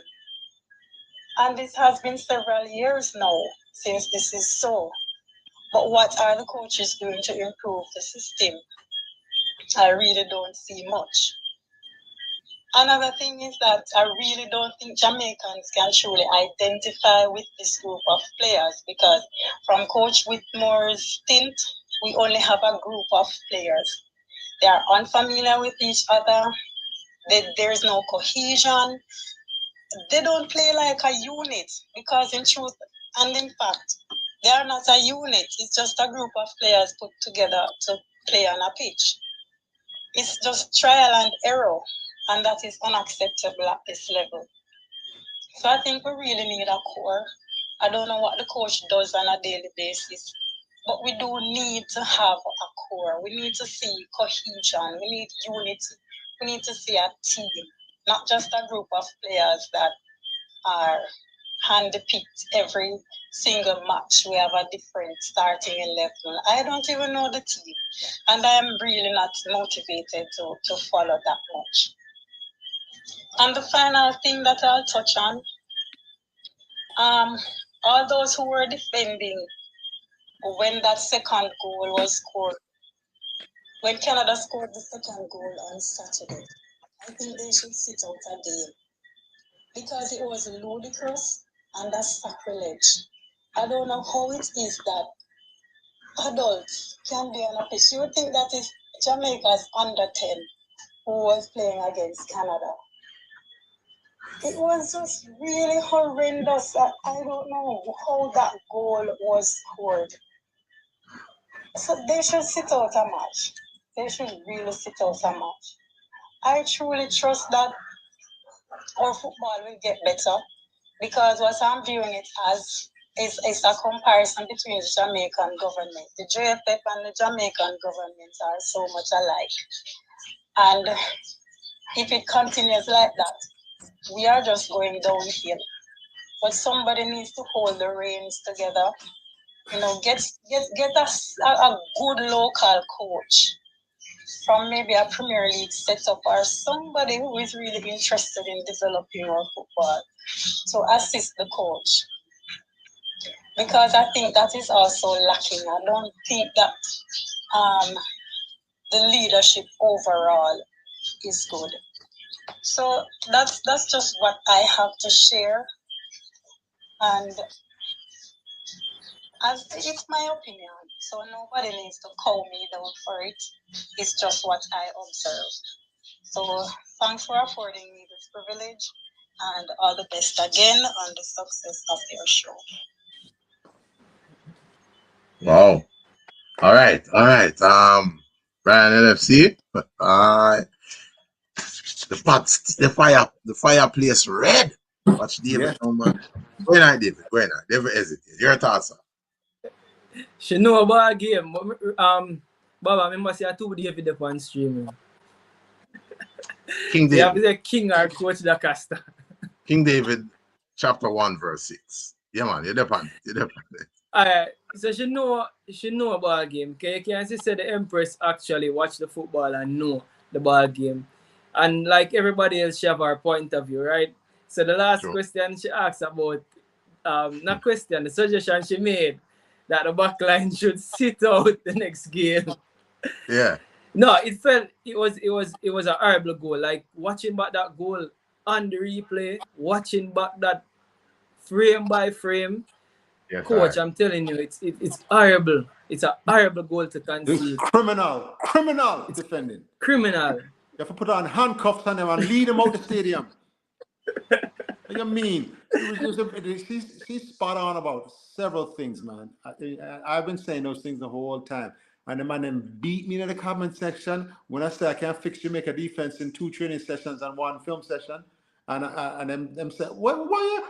No, it is. These are mostly English Premier League defenders who do this every week, defend and play for their club team, not this slack, indisciplined style, but a more disciplined style because they know if they don't play up well, their check not going to come and they're going to get put off the team. You understand? But money are run, everybody know. Everybody know money are run. You have to do. But the Jamaican national team, for some reason, on them coming up, it's vacation time. And it's embarrassing to see the second goal to see 5 yellow shirt in a 5-yard area. Embarrassing. So this is the first time I use the chance to say this. Analyzing about the goal wasn't solely on the defense. Because sometimes we analyze football to say that, yes, the defender's job is to defend, right? But the goal wasn't solely on the defense. Because if you can see where the player was running from, as I said, them right back actually assisted the goal. And man-to-man marking, it should be our outside left that's marking the right back. Him drop asleep, that's the first error. Now, I understand that the defense is there to fix or to compensate for the error of the rest of the team, you know. So that's why we're going to beat the defense, you know. But football is now you defend as a team and you attack as a team. So we're going to beat the defenders, them, yes, but it all started poor defending from high up the field. And I told you that the inception of the play is where the goal was. And remember, a mistake was made all the way down until the final one where the goal was scored. And instead of people correcting and cutting out with disciplined defending, when it's slack and it just compounds the situation. You saw the Dread running back before he squared the ball or the diagonal ball back, right, to Eustachio to score it. Did you know that Daniel Jones could have got to ground and blocked that pass if he was anticipating the pass? But it was not full speed. He was not full speed coming to defend. If we watch that play again. No, I'm just saying, to your point, a series of errors led to the goal. Not just one person's error, but a series of errors. Now, Latabadair was caught in 2 minds now. Go to the back post and mark them, and our Eustachio arriving in the box. And he was in between. So anyway, it's like I said, it's a series. These are training such a thing. If one person, Ethan Pinnock, say, hey, turn around and say, you get him. Hey, you cover him. Yeah, watch runner, come. Blake, runner, and sign them man to go mark them man. That's how a proper defense is run. Everybody, when after the goal score, it's 5 man in a 5-yard yellow shirt. You see them all going to the ball. Embarrassing defending. Criminal with handcuffs. Somebody call Babylon right now. Boom. All right. So again, supporter, I don't call you fan, support of the game. And is why I say again, when I am coaching, I really don't just want male perspective. Female who know the game, yeah, I like to have them around because they are often seeing things. But even if you have 1,000 coach, they don't see. And that's just how females are. Pay attention to intricate and minute details. Now, the play, as you all said, broke down from the center circle. So the attack, that second goal, it started from the right of the pitch, where the Canadian break that down. Now, there was no, when you're tracking, when you're on the field of play, once you don't have the ball to attack, you have to prepare to defend. One of the components of defending, you have to track and trap properly. Now, after the ball get inside the 18-yard box, we saw a minimum of 5 yellow shirts in close proximity to the football, meaning that 5 ball are under 1 ball and not paying attention to the other Canadian attacker now who is coming onto goal and looking for that pass atop the D to shoot on the target. If you play football, that is something where all coaches may play for hunting, always I say, prepare, because based on the angle that you attack on goal, it is oftentimes difficult for you to score from that acute angle. Now, we did see a goal. I remember Napoli scored a goal like that. I don't remember the ball name now, but he dribbled all the way to that 6-yard box and did use the outside of the right to curl it to the left past the keeper and so on. But those things don't happen all the time. So you go to byline, look for the cutback at the top of the D, and you have to be tracking. So like the Emperor said, them baller they would have sit out a game. Will have Grims to do that? It's left to be seen. Before we jump into you again, Coach Acosta, callers, getting the thing ready. Ryan LFC, we can't take the callers now. It's going to be the callers for the next hour and a half or whatever time we decide and going up to. So callers, get ready. And females, don't be shy. Call in. We'd love to hear from you. Over to you, Coach. Robert, I want just to answer some things. And I really don't like to do this, but I'm out there because the people in the comment section keep saying, well, you know, what are my credentials? I'm a licensed coach for the United States Soccer Federation here in America. Coaching, I'm 56 years ago, to be 57 next month, December, here and things like that. I've coached at every level, profession, college, high school, clubs, some of the top clubs, some of the top high school. But back in 2014, after the birth of my last son here, my wife passed away 9 months after giving birth to him. So it's 2014, here me with 3 picnic. One is a newborn, one is a 4-year-old, the other one is 13 years old. So I left coaching to go handle my family and take care of my family, you understand that? So I stopped coaching for a while. So that's why everybody know with the internet era and I think everybody have think post something, you know, I just was taking care of my family. That's why I went to work in the media up here in America and things like that. And people notice that when they look at my Instagram page and things like that. So, but during the pandemic, no, I was so bored and whatever, right? Because remember the leagues, everything got shut down, right? But one league was left open, was the UPSL, United Premier Soccer League up here, right? And the owner of one of the franchises knew about coach. I said, Coach, come, I need your help to coach this team, the professional team, right? And I was so bored. I said, yes. But before that, you know, I had a bout with type 2 diabetes and I'd gotten sick with that. So I wasn't really supposed to be doing anything stressful and stuff. So I went and I coached that team. When an athletic director found out I was coaching again from St. Pius X Catholic High School, one of the big schools in the state of Georgia, one of the biggest schools and biggest soccer programs in the nation, they hired me to coach their teams. You understand that? This is right just after the pandemic. That's why I re-ended coaching, the professional job and the high school job, you know, and I did both of those and things like that. That's how I started getting the urge to coach again and things like that. So during that time when I'm a 9-month-old baby, I watch pure football, I'm at home, and that's one of the things that led me getting sick with the diabetes.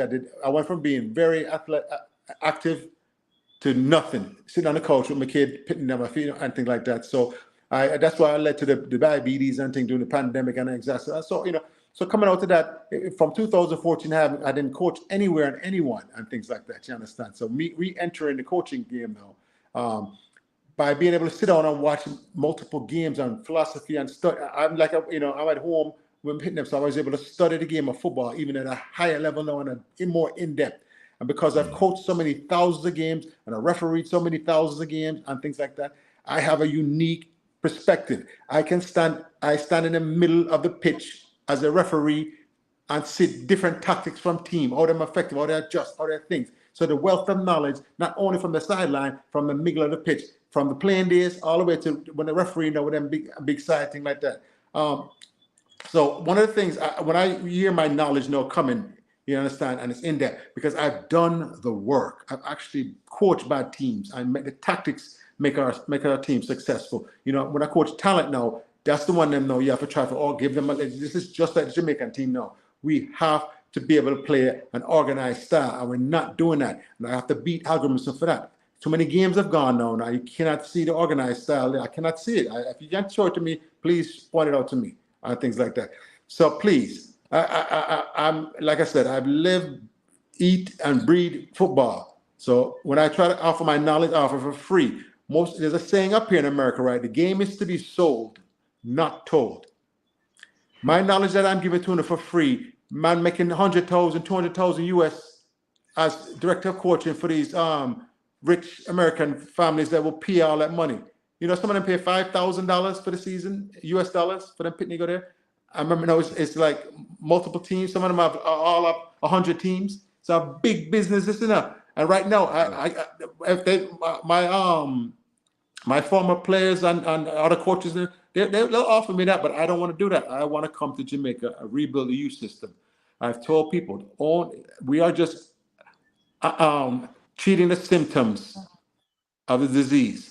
We're not treating the cause. The root cause is the lack of proper instruction from the 6, 7, and 8-year-olds in Jamaica Island. So we don't have them problems when a man get 17, 18, 19, and in Premier League now, it's doing the same movement, not opening their body up, not recognizing, not being able to share the ball with them teammates properly, how to do a proper wall pass, give and go, how to position your body to bring down, how to be effective aerially, dual, both offensive and defensively. All these things need to be worked out at a young age and instilled in our youth. How to play with your left foot and your right foot. How to do all of these things and become a complete player. How to put the same energy, creativity in your defensive game the way you put in your offensive game. You understand? You're a two-way player. You have to attack with that creativity and then you have to get back and defend and work his tail off to defend with the same energy that you attack with. And when you teach your ballers to do that, then you have complete ballers. And we'll have a nation of dribblers and we'll shock the world where Jamaica can be successful. King Babatunde. No, the King David. Sir Baba the Great. Over to you. Excellent. All right. Ryan LFC. Calling time, sir. Callers, feel free to join in now. It's your turn. Everything is over to you. While we wait on the callers, King David, anything to add to what Coach Lacosta just said? Well, I must say first and foremost, Coach, condolences. I know it's been a while, but condolences said way. That was very insightful. And for me, it's a blessing. It's a blessing to hear you speak. Some people will question. People will always have questions, no coach. But guess what? These are the same persons who have some bold statements to make. They are the ones with them can't question anything. But as you say, you live it. You went through a party, you understand what you say, and you're spot on.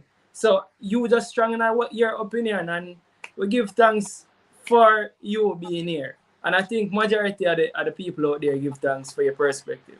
So while 1 and 2 man have a question it, I just saw people stay. Whereas Jamaicans, we can't please everybody. I just said, but that was very insightful. I felt like Messi. Them say, where you trophy them there? Go on my Instagram page. I've posted some of the championships we won on my Instagram page. So if you don't want it, it's Coach_DaCosta. Very easy to find. Can go look on it if you don't want to find out. Anyway, Sir Babatunde, please go on with the program. Enough about me. Yeah, King David, did you finish? Yeah, man. So 2 things. 2 other takeaway from the Empress. I think she play football. I just assume say that's a ball, right? From how she talk. I think she's around the game and she play football, not only watch the game, all right? So one thing she did say where Russell the comment section, she spoke about a player, Lamar Walker. And if you look down in the comment section, everybody was saying a lot of negative stuff. But what that remind me of, everybody have them favorite player. Everybody have a player with them want to see. And at that, when I heard she saying that, I was like, see there, that's a fair player, and that's a player she want to see. So, irrespective of a lot of persons in the comment section, I say, Lamar probably getting chance already. One of the things, me have time for Lamar Walker, you know. Me have time for him. And not to say that he must be in the squad, he must be around the squad, because we have to have other players around the squad for Carlan. Right? So I have time for him. I think he's still young. I think also that I've not seen him being played in central midfield. All the time I've seen him play the same way the coach play Demarai Phillips, and he's playing him on the flanks. Demarai Phillips is a central midfielder. So Latabo there, same thing. So the coaches keep on playing the players out of them right position, and then we beat them. So sometimes we want to see these players being played in the correct position, and then we can beat them. So that is one thing I must say about Lamar Walker. And the other topic now, when she said the defenders them to take a day off, right? Somebody actually made a brilliant point. He said, what about the forward? The forward that missed 3 goals. Should he take the day off? Anyway, possibly should take 3 games off, but we will see. Again, excellent summarization, King David. And like we say again, Lamar Walker, hey boy, you love yourself, you hear that? Never forget, man.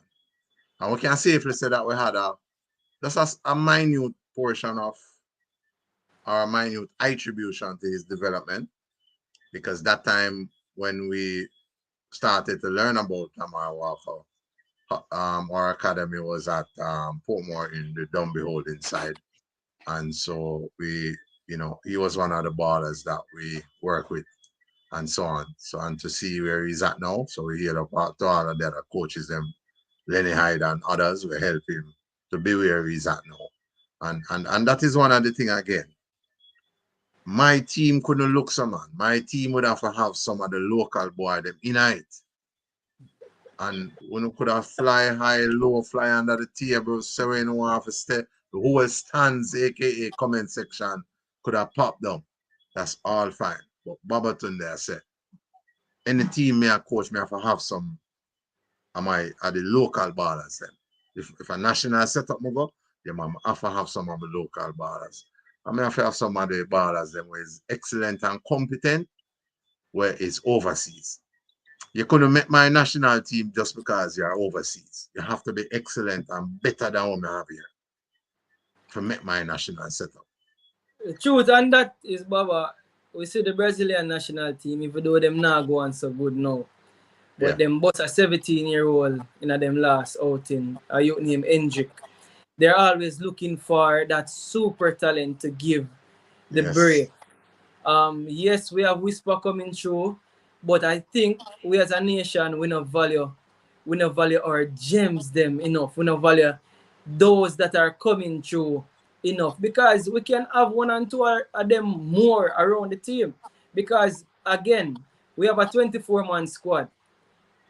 Chances are, a lot of the times, not all 24 players play a key contribution. So players in the squad can be in the squad for developmental purposes. And people, like I said, development. Yeah, what are 24 players? How much of the 24 players them will actually call on at all time? Even a player, if he's the brightest gem in the country and he can add value to the team as well, Hendrick will add value to the Brazilian team. And I know people are going to beat me now and say, oh, but Hendrick, they appear so in terms of his ability at the moment, right? To be comparing Hendrick. But Hendrick is 17. Yeah. But it's just that they value their players more. And that is what we see. And I think we don't value like our gems them enough. And not to say me I pick up fear on this one, Baba, because I see you have an agenda for flood the team of JPL players. I say The best players must play. Yeah, Right? and I The not best only players must JPL, you know. Me where would they have are. the best. Yes, King Dave. Me would have the best local ballers in my setup. So me know say I see the thing over the time, and then me understand say some things cannot be seen. Some people brain can facilitate how me I see it. That's fine. Um, some people couldn't work with say we build pyramids. Them couldn't facilitate that. So they are taking our accolades or attributes or things that we accomplish and giving it to other races. But yeah, so we build pyramids. We can build a team. But I know that there is sufficient local ballers here that can be developed into super products. I'm stand with that. Yeah. If you don't care, I'm going to quote me, I'm going to tell Uno and the judge the same thing. Any platform, anytime.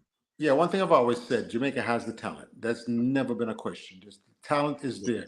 It's the instruction given to these ball players so they can advance to the next level.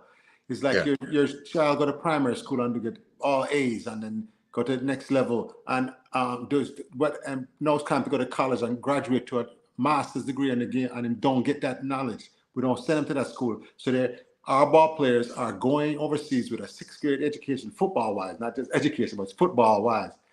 The football IQ is at the 6th grade level. When they go across seas, compete with people who receive instruction from collegiate and professor and master degree instructors. You understand that? So they have to catch up fast, and a lot do catch up fast as far as the tactical and other things of the football in overseas. But from my perspective and things like that, our job now is to give those same ballers, when they're 17, the same kind of master's class and education in football. So when they go over there, they have a better chance to compete and be more successful because they have less to teach them when they get to the pro camp and things like that. First of all, let me say, some people in the comment section, thank you. Big up on yourself. I salute you, Thomas. Your words, I really appreciate the words you said right there. It's amazing when people have a full understanding that we're all human beings and we have lives and things like that. Just like the ball player, Leon Gray and things like that. And sometimes we don't know what was going on in Leon Gray, personal life, why I wasn't focused enough to put those 3 chances away. Sometimes people don't realize that affects some people sometimes. I remember that I used to say something. When we're getting ready to play a team, right, and have a bad record or something like that. When it's on the high school level, I used to say, their record, but you don't know their story. You understand? You may know somebody, you see them record, but you know what their story, what brought them to this place. And I remember when the great Mike Tyson got knocked out by Buster Douglas in Tokyo, Japan, right? And Mike Tyson was the undisputed heavyweight champion of the world and then didn't take Buster Douglas seriously out there drinking a party. He was knocking everybody else out in 10 seconds and the first round knockout, right? But Buster Douglas' mother died the week before. And he dedicated, and he was just, I'm doing this for her. And he went to another level emotionally, spiritually. When he get in that ring, he knew what Buster Douglas' record was, but didn't know what his story was coming in there. And Buster Douglas knocked him on his ass. You understand? I won the heavyweight champion from him. And that's what I want Jamaica to understand, that we can do it too. And all the doubters on the island and them just crab barrel people, the negative people that don't think they can do it, you have to forget about them and let's go forward. Like I said, I want to come there and I want to start. I want to help everybody all the way up on the line, but I want to start with the 6, 7, 8-year-olds. You under 10 and try to coach them up. Try to pluck out the best one and have the academy that King David, you're talking about. Imagine we had an academy that had the best 8-year-olds, and then one at 9th, all over the island. We have a special camp for bringing foreign coach if them want, that's what them want, or bringing a local coach who know that is a good expert on certain thing. Each age group up, and they're playing together. So when Jamaica come time for national team, these players are already playing with each other, playing within a system that we're given to them. You understand that? This is how you fix the disease and not just treat the system. And that's one of the things the Empress said in the voice note, that we need to have a system. And she did allude her premise to that of Phoenix. Any player going in and out of Phoenix know what the system are and so can adapt. And like she did say also, the system don't have to be rigid. So your system, any rules that is made, the rules should be flexible. This is not a rule, it's a waste of time. And so that's one of the thing again. But we're going to see. We're going to see. We're going to know a little bit more of Coach Algrim. So whenever I get an opportunity again, I want to know from him what our system of play is, and what is his plan to get the system to the various teams across Jamaica. Sir Baba the Great, I see him trying to implement a system, but the players aren't executing it. Elaborate on that. Anybody else have that opinion that Congress is trying to put a system in, but the players, first of all, not choosing the right players, and then they're not. The midfield engine is not there, so you're gonna go to your wings and think. So I'm like, how can you employ a system if it's not well thought out, well planned out? And somebody told me this is Algrimson was not the head coach, the one that go to Iceland, go to the World Cup. He was one of the assistants. So how do we know this is his system? How do we know he's a leader of men? Once again, you have to make these players play your system. They're not going to do it naturally. You understand? Especially they're used to the freedom of just doing what they want to do on the pitch. If they want to take 10 touches and spin in a circle, then do that because they've been able to get away with that. Well, as a coach, competence is required at all levels because you have to manage your players. And discipline is something that I don't play with. I am one of the individuals on planet Earth that despise anything that have a semblance of favoritism. If we have rules for one baller, it is for every baller. Or when you score 900,000 trillion goals, rules are there for the ballers, to follow and to be guided by. No one player or two or three player is not going to flaunt that, and then you think you're going to get away. That is not quickly before I forget again. Somebody just texted me. They went on my Instagram page, right? And yeah. During my media days, they saw me take a picture with Tom Brady, the quarterback for New England Patriots and Tampa Bay, the most accomplished, best quarterback in NFL history. They sent me taking that picture with him, and I bring him up for a reason, and not to brag, and not to drop my name. But he was the leader of that New England team, and he backed up the coach. And the coach, when he made a mistake in a film session, the coach would call him out and embarrass him in front of all of them. So imagine if the coach can do that to the best player, the greatest player, quarterback of all time, can do that to you. Who are you now to come and think you get special treatment? So that's where I get some of that from when I coach a thing like that. Everybody's not equal, but you have to treat everybody fairly. You understand? Baba Tunde, you good? Are you gone? King David. All right, Baba Cameron gone. Yes, King David, what you say about this leadership part, where you talk about Halgrimson, is he a leader of man? Do you think he's the one that can get Liam Bailey to play with rather than friend? Because I have another story about when you have to use your, in order to get people to do what you want them to do. Sometimes you have to really do other things. Go ahead.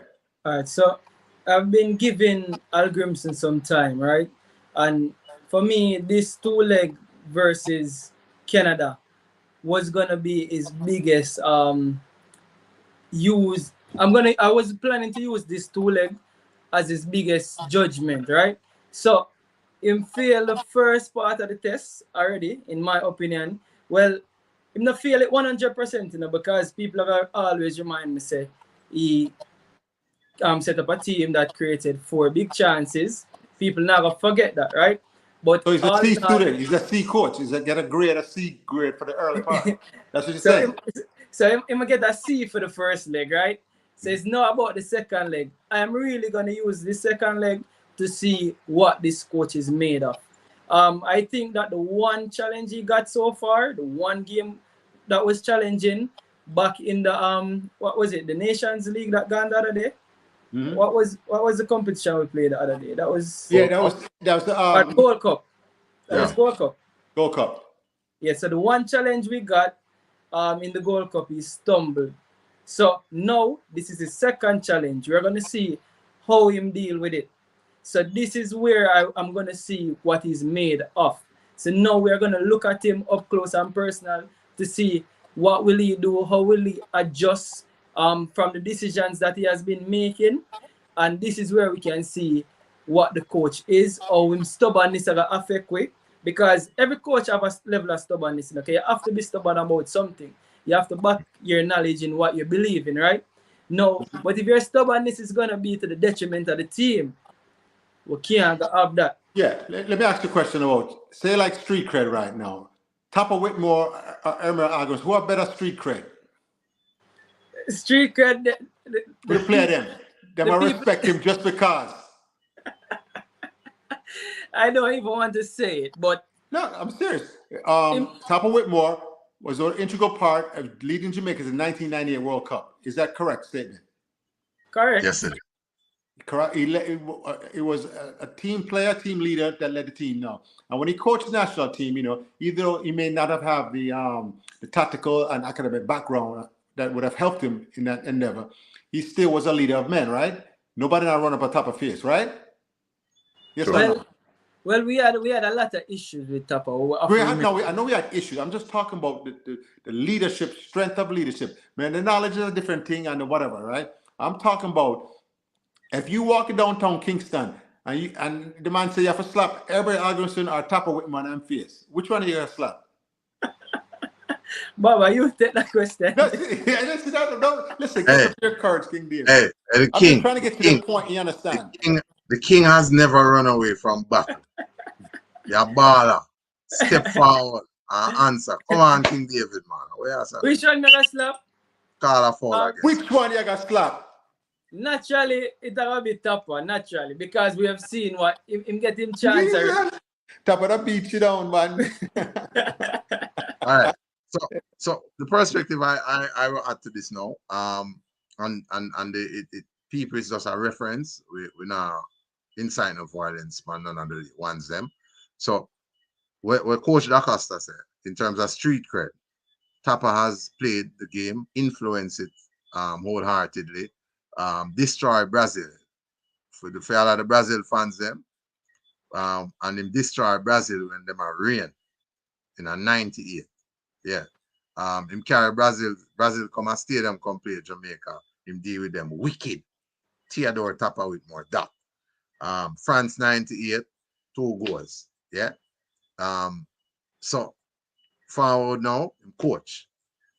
Did he have deficiencies? Yes. Did he accomplish great things? Yes. And so for he did more greatness than negative. Has he improved? Yes. Why I said that? Championship title for Mount Pleasant. You couldn't take the same attitude that you had in the national team and take it to Mount Pleasant and remain the same. It wouldn't bring any dividends. So he built on his experience and has gotten better. And may still have a few deficiencies too. Because he went and got a coaching license in Trinidad. Yeah. So and he had one before. He had one from England. Because while he was playing for Tranmere Rovers, he kept studying and so on. So Tapa is an excellent coach for Coach Al Grimson now 1 year into the job. We're seeing semblance of his goodness. Is he a bad coach? I don't think he's a bad coach. I'll not say that at this point. Is he a good coach? Yes, I think so. Is he taking time to get the thing the way it's supposed to be? Yes. Will he get it right? I expect him to, but I'm still supporting him at this time. But in terms of support, Coach Al Grimson has got more support from the JFF than Tapa Whitmore did. And I am telling you that because I know. All right? I remember Baba told them, it's not about I have things I'm going to know. So that is pretty much how it is. Had Tapa got the necessary support that he needed, would we have qualified for World Cups? Yes, we would. And so on. So going to a Gold Cup final is not an easy feat enough. Yeah? So we still have to keep those things into brain. We always have to factor that. So yeah. Yeah, so definitely Tapa track record show, because as I say, he went to the Gold Cup finals and then him come win with Mount Pleasant the other day. So him have those on his CV, right? But remember, Tapa actually died on his own sword, because remember, Tapa had a call up man like Javan Watts back in the team and them something then.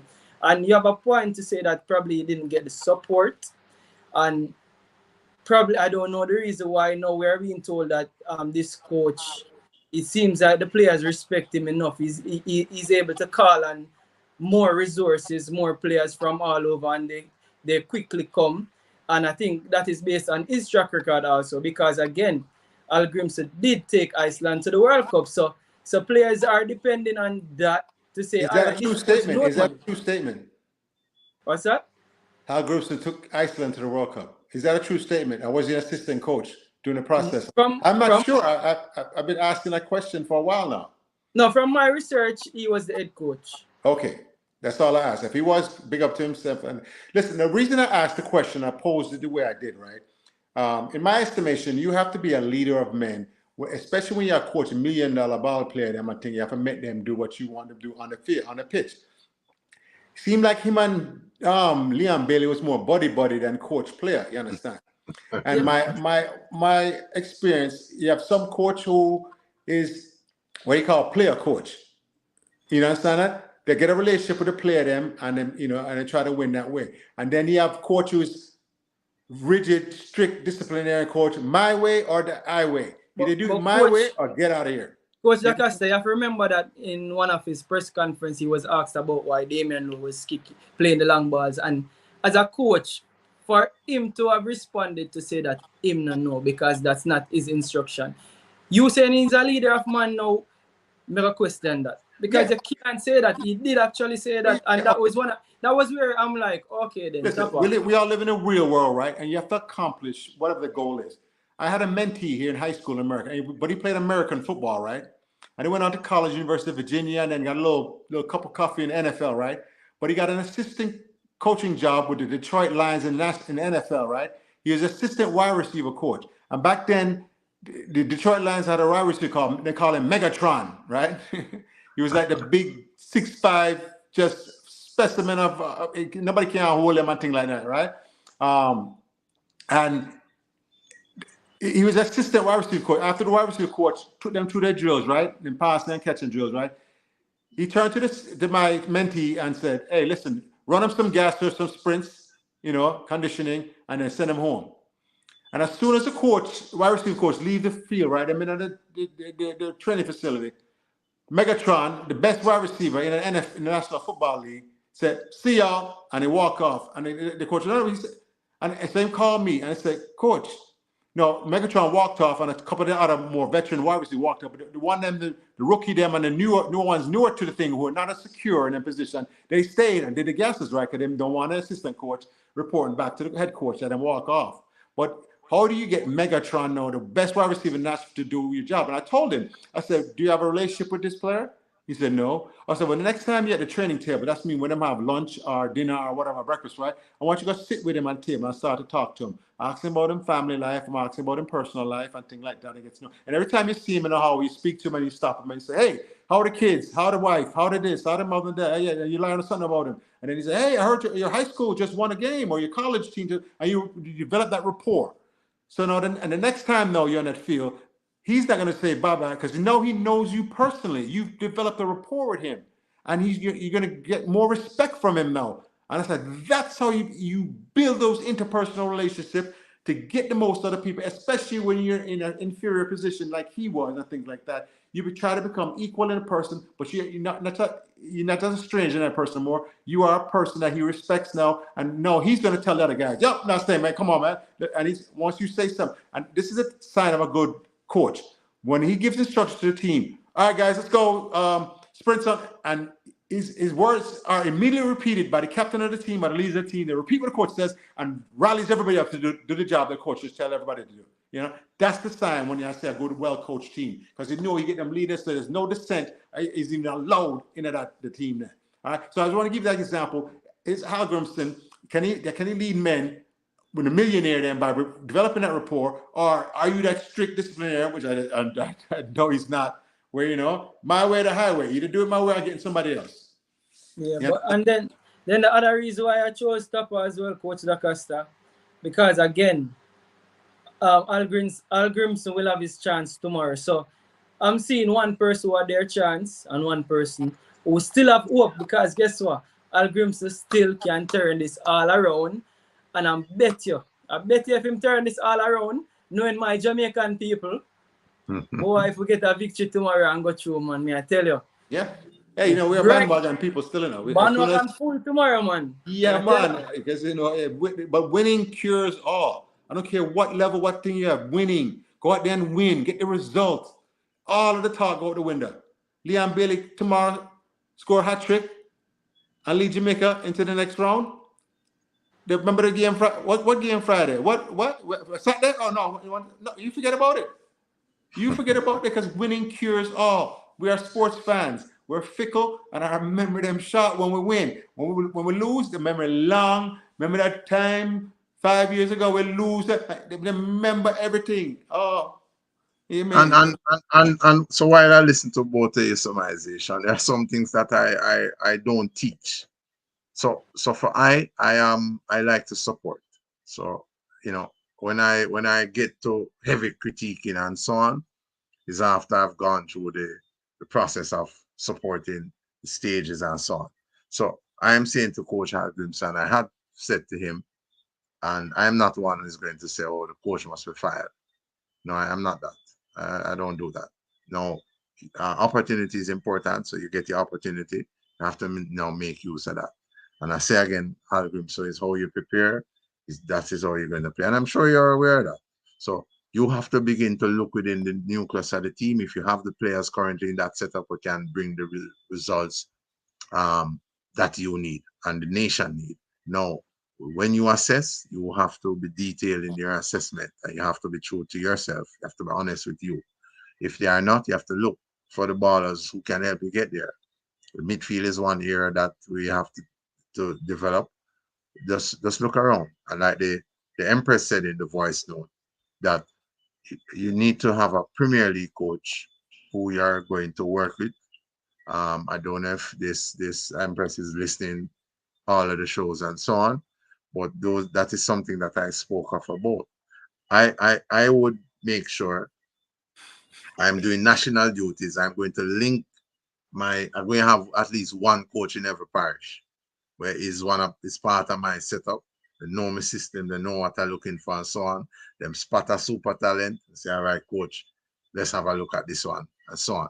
Now, why a Premier League? Because the Premier League now is outside of the national team, and the schoolboy is at an advanced level.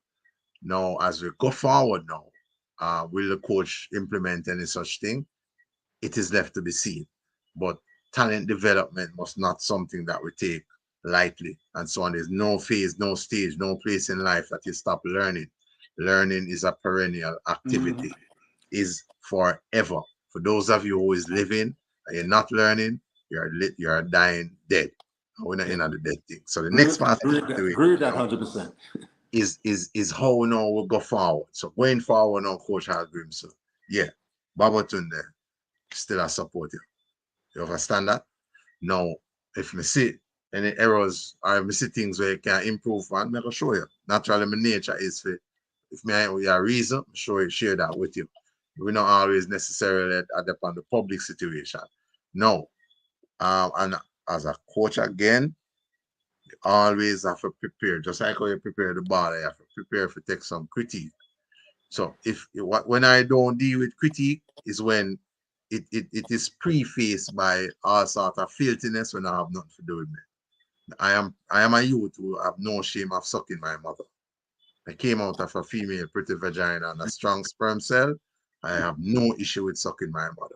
It is her beautiful nipples and breast milk that I am preserved by. All right? So when we critique each other, we don't need to get into the negative emotion. We just critique. Yeah, I don't any male or female on earth we don't know how to suck their mother.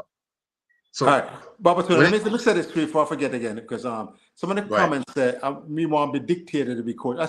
I just gave them the different perspective versus disciplinarian, my way to have a coach versus the more player coach friendly. I believe it's a combination of both. You know when to be strict and rigid and when to reach out. Each individual player is different, things like that.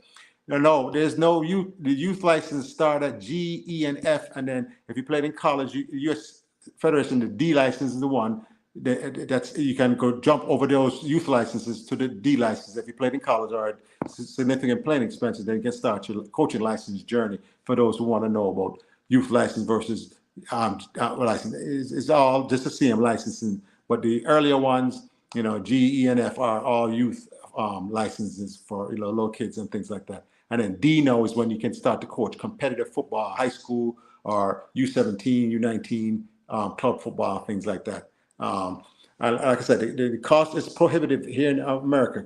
For the A license, it's $3,500 plus travel, hotel, and it's 8-month process, 140 hours of learning instruction. So the B license was 2,600 and the C license was 1,500. So when you look at the end of it, go through the licensing process here in America, it's 10,000 US dollars plus room, board, lodging, the travel expense, wherever. If it's not in your city, you have to travel to that state, wherever that course is being held and things like that.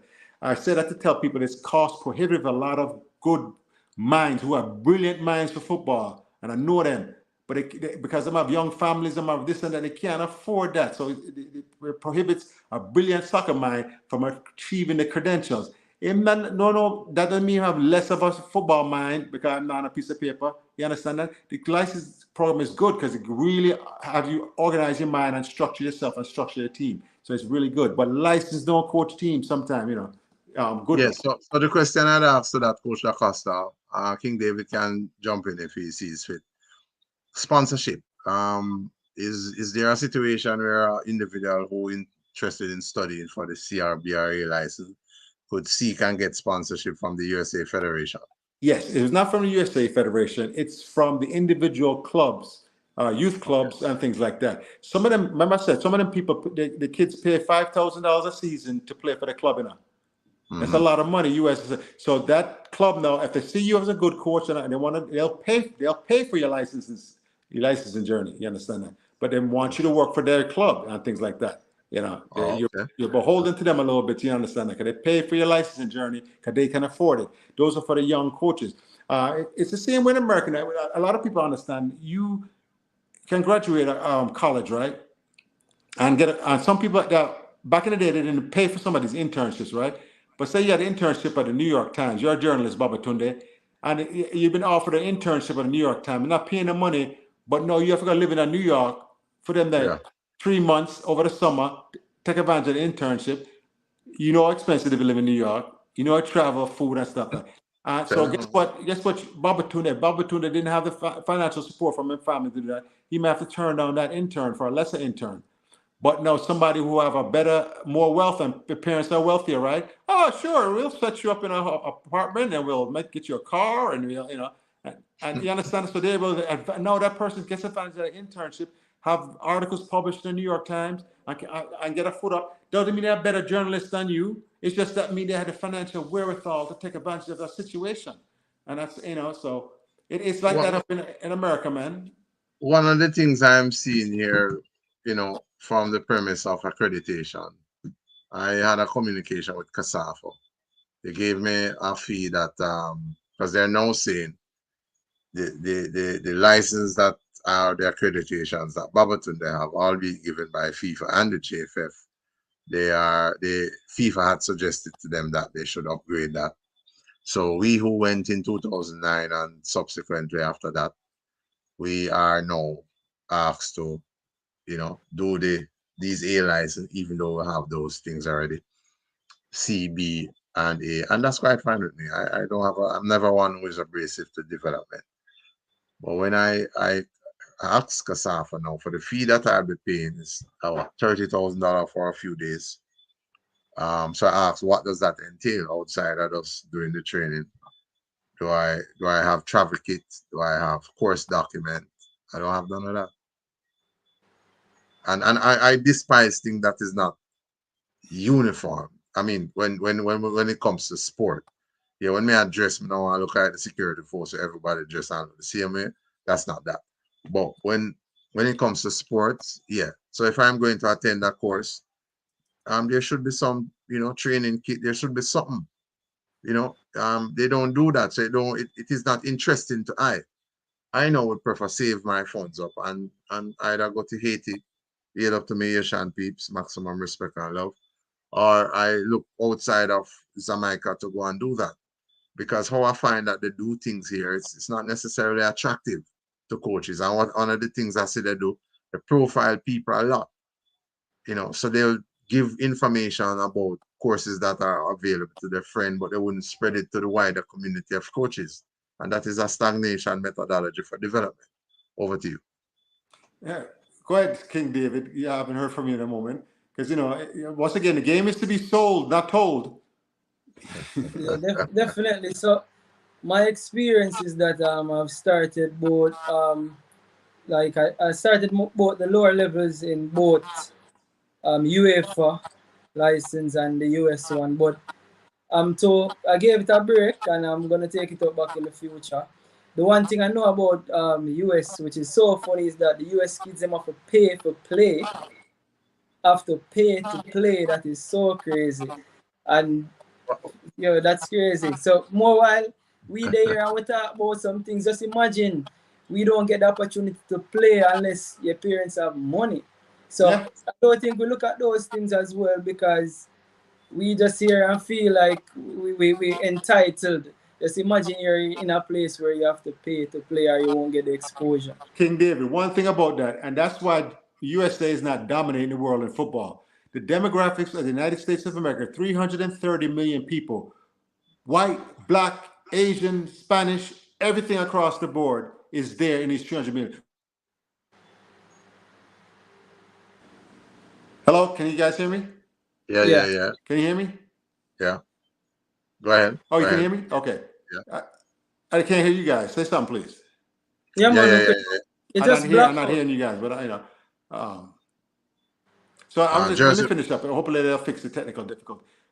With the gene pool now, USA should have, as far as athletes, just raw athletes are the best. And then with US organization and money behind it, the US should be dominant football, you understand, in the future here. Because they have the athletes, they have the money, have the organization, they have the turnkey stadiums. Nobody has as many stadiums as America them. You understand that can easily host. When they're thinking about taking the World Cup from Qatar or whatever, the US is the only person that can handle it, because that stadiums that are turnkey ready to go to host a World Cup. Yeah. But definitely, what's happening with the calling tonight, though? Because I really wanted to hear from the callers. It's the day before. I don't know what's going on with the CEO and a lot of technical difficulties. And yes, my next. I think we're not preview the game. Coach, you have to jump off and come back. All right, so come off, Coach Da Costa. Maybe I feel no, but Jersey Boy did say if him leave the stream, he won't be able to come back. So yeah, we'll get some. Don't leave, no, Coach. Don't leave. I remember Jersey Boy did say if you leave the stream, you won't be able to come back.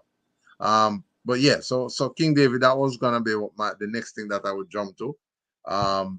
The situation here now with the calling thing. We've been trying to hear from the CEO. We're not sure what's going on and so on. So we wanted to take the callers in, interaction or perspective before we're going to further previewing tomorrow and so on in an in-depth way. But if we're not getting through, perhaps we have to move to that now, because I'm not sure what's going on with the calling system. Now we don't know what's going on with the CEO. We know him and him in perfect health, but we know also that he's out getting some information from in and around the venue for tomorrow's game. So, all right, Coach Acosta off. So let's just get into that now. Maybe we want to start the preview for tomorrow's game. Yeah, definitely. We'll have to start that. But it seems as if we have to use the comment section as the interaction for now. All right. Good idea. That's what we're doing, because we're not hear from CEO them and the producers. I don't know what's going on. Yeah, I think it's about maybe 4 a.m. in England now. Jersey Boy. Jersey Boy drop asleep. Yeah, he's a little bit tired and so on, so he's resting and so. Yeah, we just have to make do with what we have to make do. So like you suggest, we just deal with the comment section. So go ahead and take some comments as much as you can. All right. So in terms of the starting level that I think should play tomorrow. What I'm gonna do is I'm gonna give you my preferred starting level, and then I'm gonna give you what I think the coach will pick. All right. So my starting level is Blake in goal, Greg Lay at left back. I'd play Hector, Mariappa, no Hector and Ethan Pinnock. I'd play Lati Body at right back. I'd play John Russell central midfield, only midfield, with DJ. I'd play Gray wide left, Bailey wide right, Bobby Reed as second forward, and Shamar Nichols up top. That's what I would do. What I think the coach will do is, I think the coach will stick to his back four. And I think the coach will stick to Lati Bodier and Daniel Johnston in midfield. And I mean that same back four that was disastrous? Yeah, I'm going to stick to him same back four. Because I'm going to see it as continuity. Right? And I think he's going to stick to Lati Bodier in midfield and Johnson. He's going to bring in Gray to the left and play Bobby Reed wide right, and he's going to play Leon Bailey second striker with Shamar Nichols. Remember, I'm telling you that. He's not even going to play Bailey wide right and play Bobby Reed in the number 10, which makes more sense. I'm telling you what he's going to do. Now, if he does that and he gets the result, but if he does that and if he be stubborn and him not get the result, he might die by being stubborn. In terms of that is where we can't make no excuse for him no more. But the comments in the comment section, the ones them can give them preferred lineup and what them would want to see, and we can just list it out for the time being. Excellent. I am seeing it. I'm trusting that he makes some improvement because, yeah, Boberton they made the suggestion. It's not because I made the suggestion. I'm seeing it as a really good strategy for the battle. So I am having Leon Bailey come on as my super sub. And yeah, I know I'll get a different level, a different energy out of it. Also, part of the preparation would entails a level of communication, a level of reasoning with him. So coach and baller are reasoner. So me I get into the brain and me I put in some positive strength tonight for him, for remind him of him caliber and the grounds where I forward from and the stages and paces that he has been through. So the defensive lineup, yeah, I'd have looked at the game again and I'd make sure I look at those who caused the error. And it's a big squad, so there should be ample replacement on the bench, But I'm not sure if Coach Grimson is viewing it that way, and so on. Maybe he sees it from a different premise to say, hey, it's just a one error thing, it's a one, but it's not so for me because in the Haiti game that Jamaica won by 3-2, they didn't perform competently as the defensive set up. Yeah, they look lost out there. They look like hole in fishnet, uncertain, not sure when to go, when to stop, when to cover, when not to, all of that. So I do things a little differently now. My middle would be governed by Tyreek McGee. I'd start him, and eventually I'd also have Lamar Walker in the squad, and I will build him the way I need him to function and so on. So tomorrow's game would say Tyreek McGee coming in. And generalizing of that middle and so on. And again, being specific is an important part of the coaching aspect that is needed right here now. So when Tyree comes in, I'm going to know what I need him to do. The objectives is going to clear, and even if not, write it down on a piece of paper. Say, all right, Tyree, so I'm going to ask you for do tomorrow. What you feel about it? Give me a feed forward now, let me know what I go on. If you have any suggestion, let me know. We can include it tonight too. But yeah, so the communication have to be clear, and then we know, so now getting at the brain and making know say, yo, yeah, you name Tyree McGee. The things that you did in your high school years and in club and all of that, it all forms part of what got you to this level. So it is nothing that is undoable by you. The talents are in you. It's just you have to go in at you and bring out the talent Tyree McGee. Just like when he used to play Manning Cup for Jamaica College and Dunoon Park Technical High School. So Leon now, as I said, sub that. I'm a superstar sub that. Yeah. And he might come on. But also still I work on Trevante Stewart because I'm gonna quit for my ball of them. As a coach, me there for build and not for kill.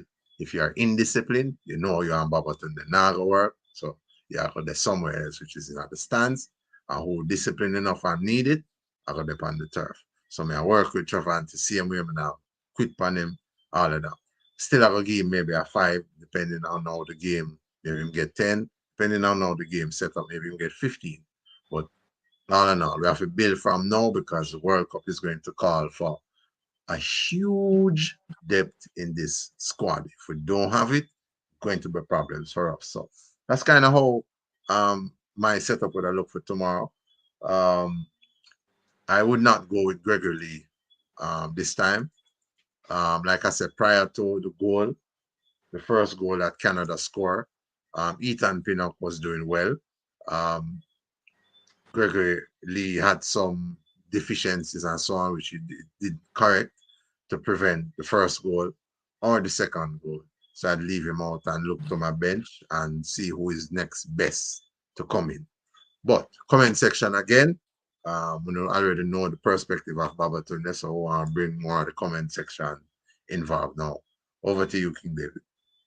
Yeah, so so the first comment I read out is someone gave their starting lineup and he had a very interesting player in midfield. So he's saying that he'd use Hector in midfield, which is very interesting because I remember when we tried Hector in midfield, that didn't really work out well.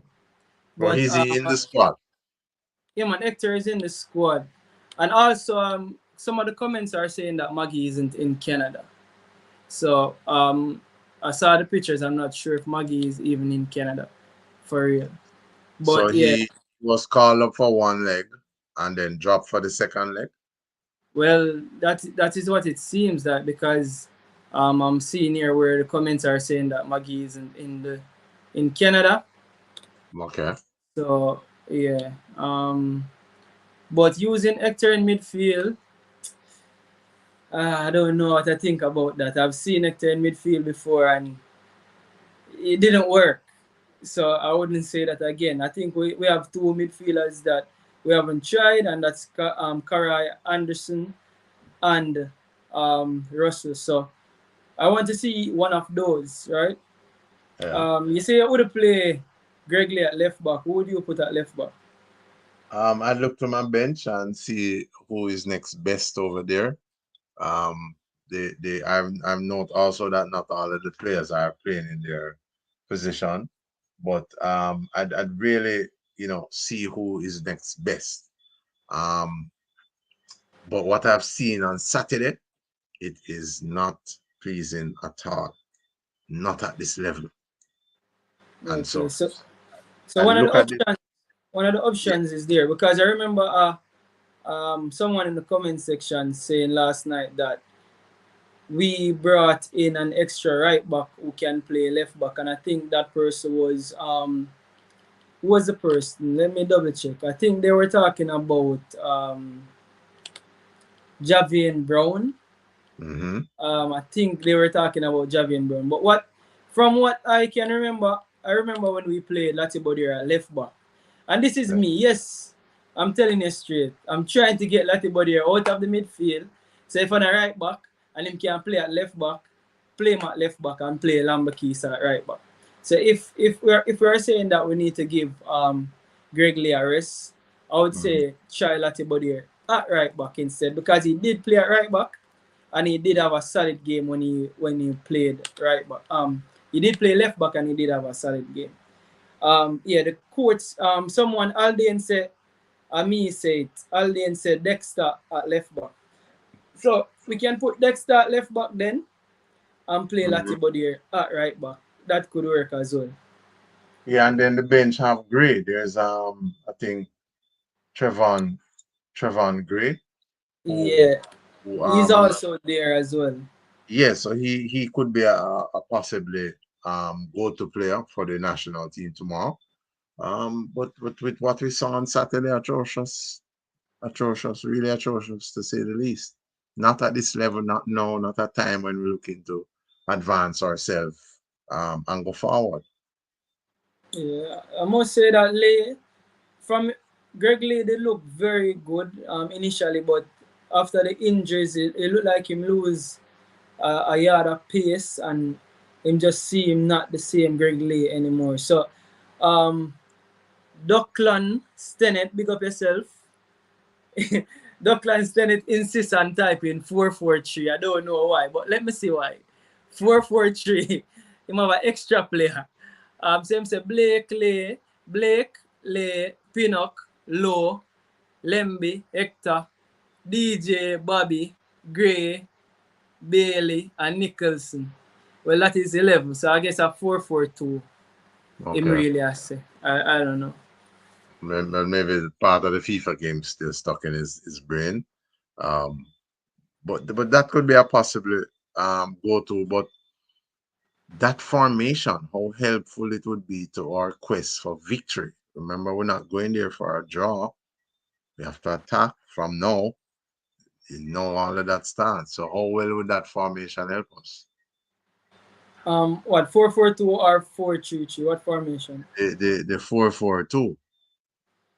That's the thing. So now the coach tomorrow, if him go there and be very laid back, I think the coach have to go and go on the front foot. I think he have to go very attacking. So here's the thing. If we go for it, and say for instance we'll come up short. If we give them a run for their money, give them a fight, if the coach go for it and we'll come up short, I think the Jamaican public would be a lot more pleased. I know that we want to win this game, but again, one of the things I learned from early, one of the things before you play a game you can't influence is the result, but you can influence the performance. So I really think the coach should go for it, and whatever the outcome is, I think we as a nation, we can accept it. If we say we'll go for it, if we say the players them go out there and him line up and set up him team for be aggressive and on the front foot. I think that we as a nation, irrespective of the result, and I know that we don't like lose, so we still have a vex. But I think one, it set we up better for win, and two, I think the nation are gonna appreciate that more. But if we go out there, go sit back and be defensive, and we still don't get the result, I think that a lot of people are gonna be very disappointed. Disappointed in the coach. So the coach have to know, say, all right, here's where he might be brave, he might be bold, and set up him team for go out there, go be attacking, aggressive, for go overpower them, get couple goal, and then him can choose to be more pragmatic in him play. So that is what me I expect tomorrow. So him have to set up him team how him see fit to do that with the players at him disposal. We have Demarai Gray, we have a trump card, we have the ace player, one of the best players in Concacaf. So him have to use that to him advantage and just go out there and just be aggressive. And I think we have what it takes to get the job done, especially with Gray being there. I'm a lot more optimistic. Yeah. All right. I'm trying to get Coach Lacosta perspective, so I'm gonna call and see if we can hear him through this medium and so on. While we wait on that, I think we I don't want to go up to 4 hours tonight. All right. Oh, you stay? What, you gone to bed or you? I need somebody to let me. I'm in the backstage.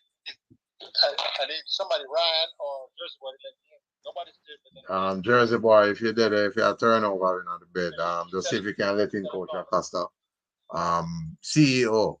So if you can let in the coach needs to come coach about them. All right, coach. While we wait on that, let us use this medium now a little bit. We want to hear your perspective on tomorrow's game, where your starting level would look like, who you would not use, who you would work with, and all of that. You can talk to us through this medium.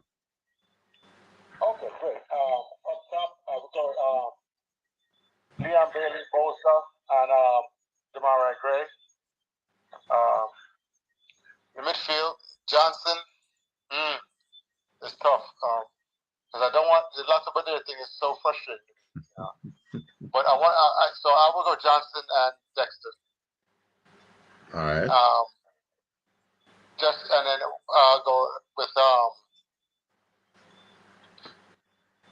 Deshaun Bernard, Pinnock, and I'm gonna have to go with Gregory and left back. And who am I missing? My right back? Who am I missing? Who was the players in midfield? One question that King David raised. Yeah. What is the formation gonna look like tomorrow? And what you said, Babatunde, is spot on. We need an attacking formation that's gonna go after this game. Yeah. Coach, King David is asking you where your midfield look like. So I'm gonna push Hector up into midfield with Daniel Johnson. Oh, yeah, bringing Hector. Hector? Right. Yeah. It didn't work out as well last time, but I saw flashes. But I can't do the left about your team no more. I just can't.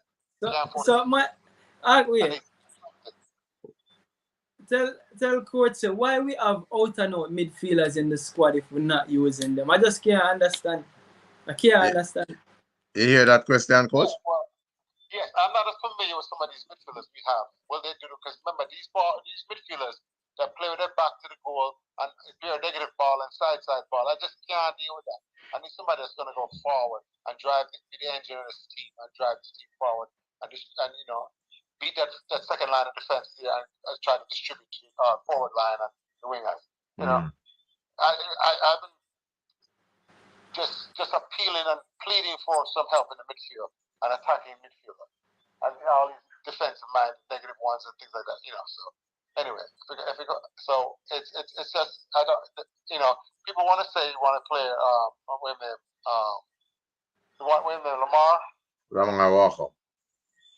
Not Lamar, the other one, Tyreek McGee. Tyreek, yeah.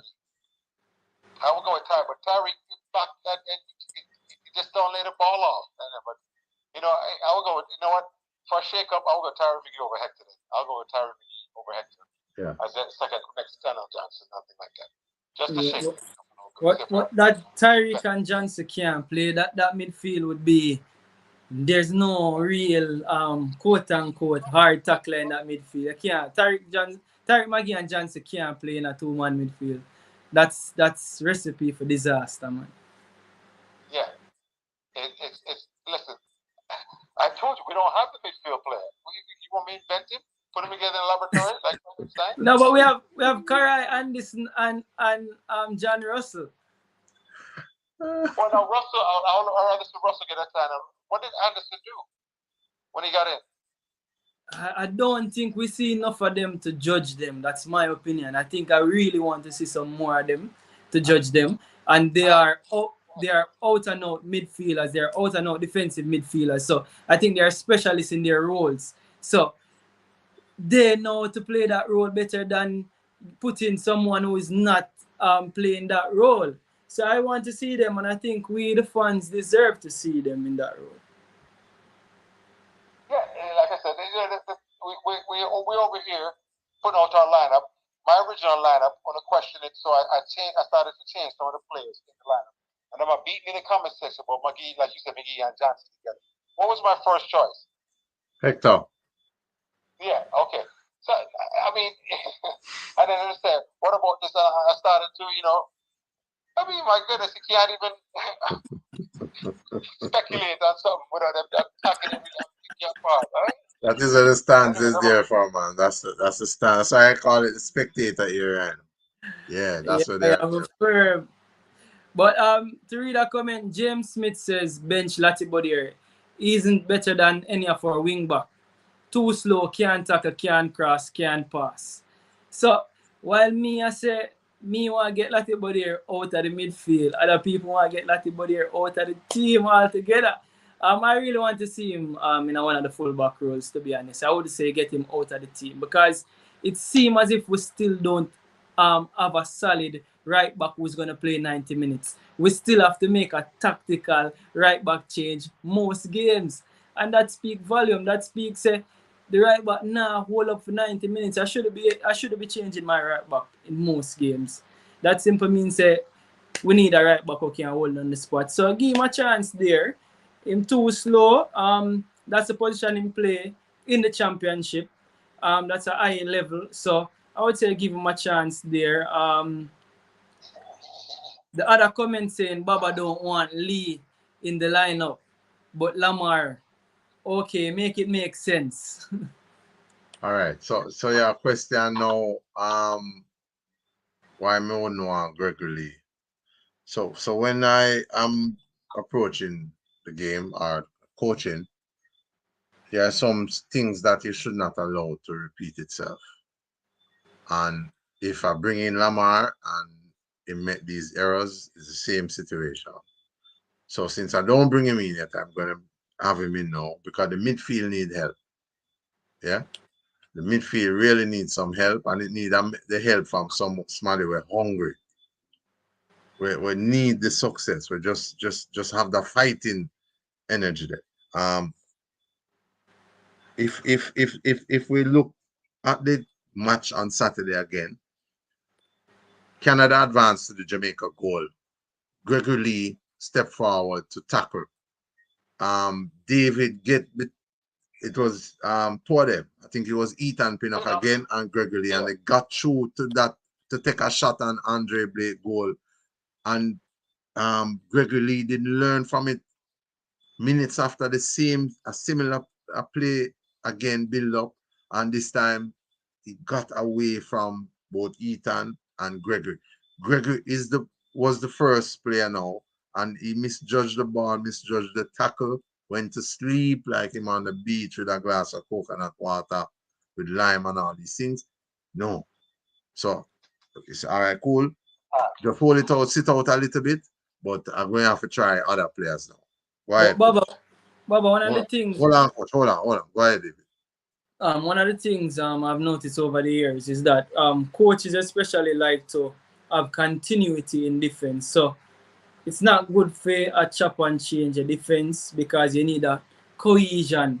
So probably the coach need to earn the money and work on like the mistakes in training over these 2 days that we have. So I don't think necessarily it's a personality or personal change that we need, but I think that the coach need to work on some things tactical more than a personal change, because really and truly it's not to just take out the player. Who we ever put there? Who we ever put there is more competent than him? Who we ever put there to do a better job than him? Or are you saying that he failed that badly? And that is it again. So if it's better I try something new that I've never tried before, but when I just try it, I did have a date. So my today's session, all of them want happening in a game tomorrow. I'm going to bring it out. I work with my players. Say, this is our objective for tomorrow's game. This is how we are going to achieve it. This is what we have to do. When you're ready for it, let me know. When you don't ready, let me know. And I watch the body language and I see, because I can read into it too. If it's not right, I will fix it. So today, training session now would have fixed up everything I want to accomplish tomorrow.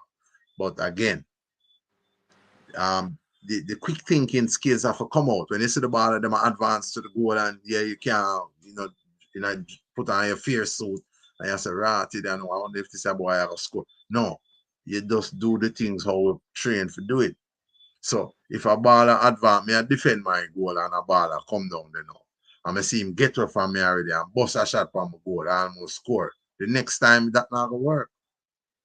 What that mean I learn from that situation then also we implement quick measures now for nullify and for prevent him from doing that again. I may never see that in other game past Saturday. The second goal is a similar situation. So I'm not comfortable with that line there, that defense line there, how we see. Changes for me if the Reggae Kings need for triumph in tomorrow's game. Yeah. So that is how I would have go about it. Coach Dacosta. Let me clear one thing up. I've had this question with Ryan before, Ryan LFC, about 6 times already about this midfield position here. And one of the responses to when Ryan said, who would you play at that central attacking midfield? And I said, Ryan, that player is about 7 or 8 years old right now. Because Jamaica doesn't have it. There's no, he understands, he's not available for us to choose it. The two-way player, box to box, that can attack as well as come back and help defensively. And has the skill to turn in midfield, dribble man, take advantage of space and go up and link up with the forward line and things like that, and distribute and things like that. He's just not on this team.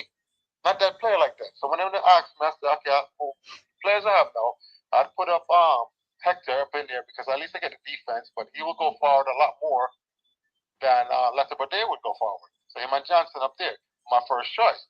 When they beat me now, I said, what about this? I said, okay, let's try. If I wanted some more creative midfield, I'll put Tariq McGee. I mean, somebody who can play a little bit better, blah, blah.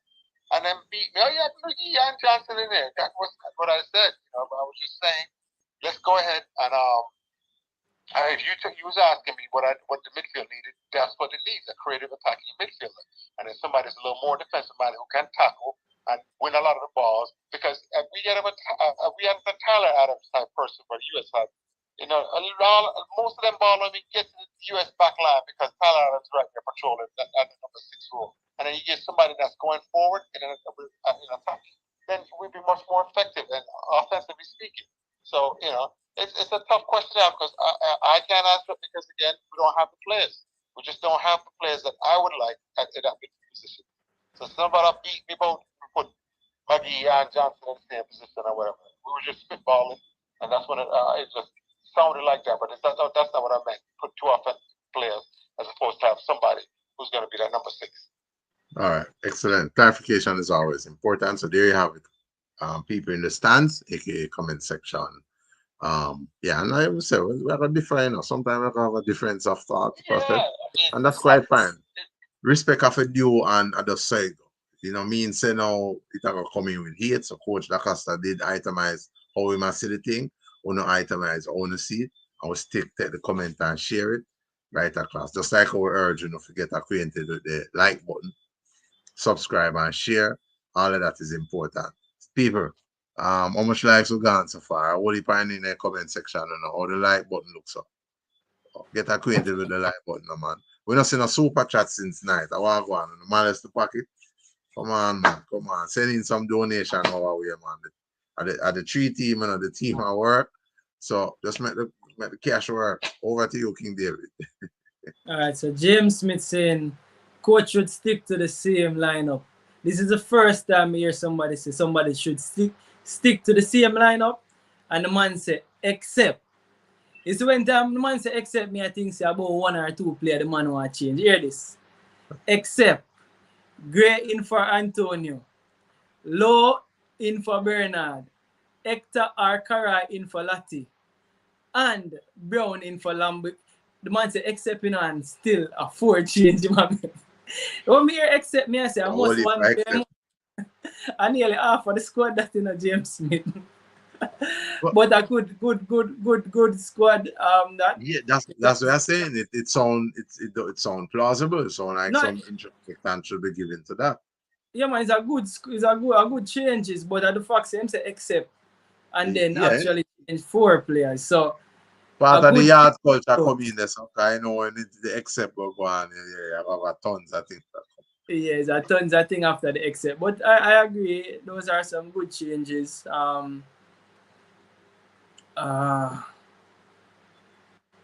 Yeah, man. So that is a good comment. Dan is saying Latti is not better than Dexter.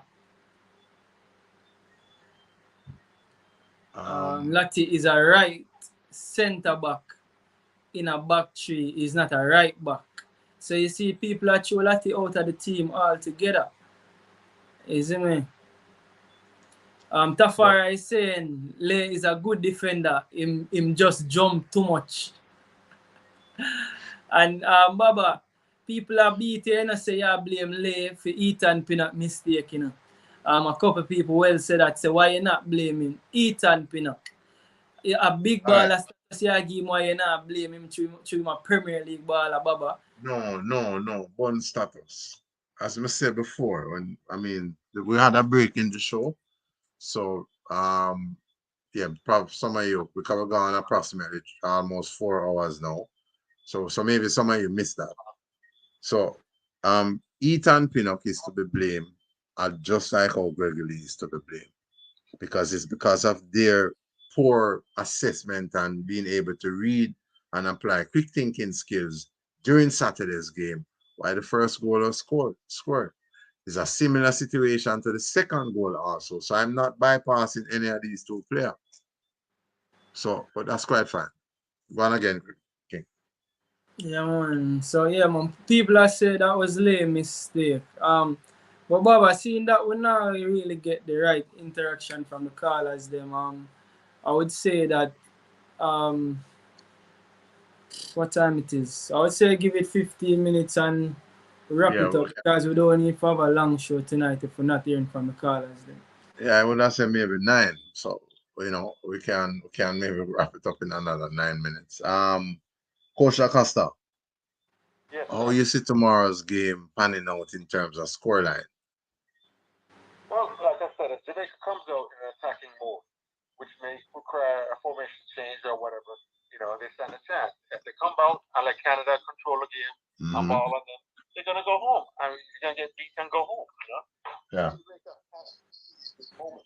There comes times in players and teams' lives where they have to either sink or swim, make a statement or go home. You understand that? Canada had a more mature performance. The leg in Jamaica and Kingston. So good Lauren Osasio and an organized defense. That's what they used to beat Jamaica. Other than the Bosa goal, Canada's defense was very well organized and things like that.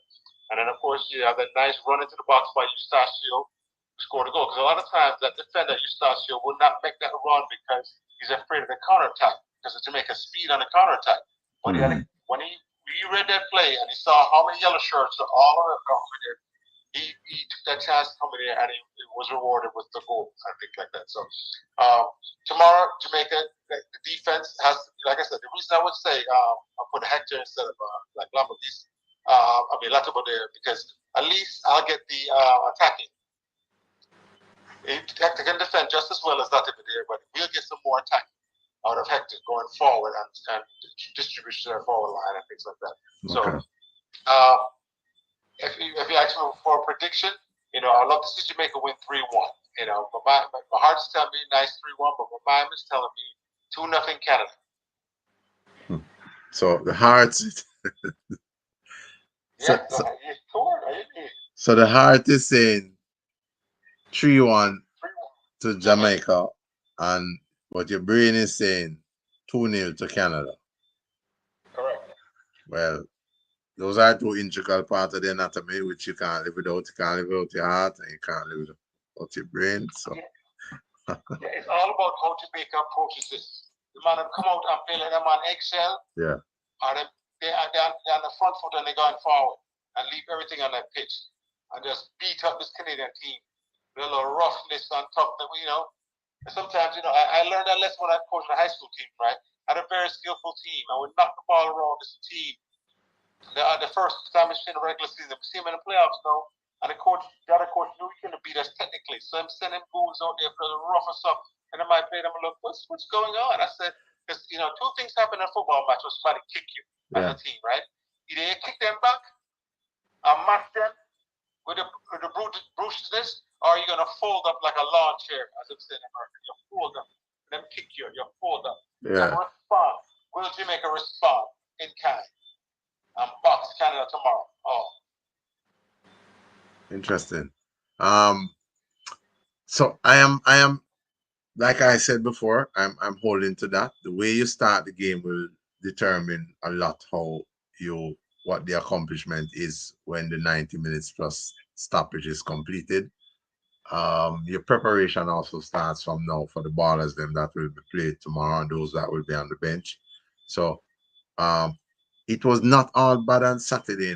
When we did our preview show, our post-game show on Saturday and Sunday, we itemized plenty of the positive. We're reminding you again that Saturday's game, really a lot of positive was there. Mikel Antonio's pass into Leon Bailey was excellent. That Mikel Antonio is a top quality passer of that football. Excellent attributes. The first goal came from a really beautiful set play, real nice. You know, the free kick came just left to the Canadian defensive third. And my word, I still didn't get to see the number of the baller who made that pass into Shamar Nicholson. And I mean, he thundered that one past the Canadian keeper. There were positive, really some positives. To create goal scoring opportunities, you have to be doing something right. So it's not all bad, it's not all negative. We just capitalize on them. Baba, for cut you, or not to cut you, say, we haven't talked a lot about that goal that we scored because we're so focused on all of the negatives that happened. That is actually the first time here we talk about the goal that scored. It was Daniel Johnson. It was a quick free kick. It was a quick free kick. And remember what they say on free kick.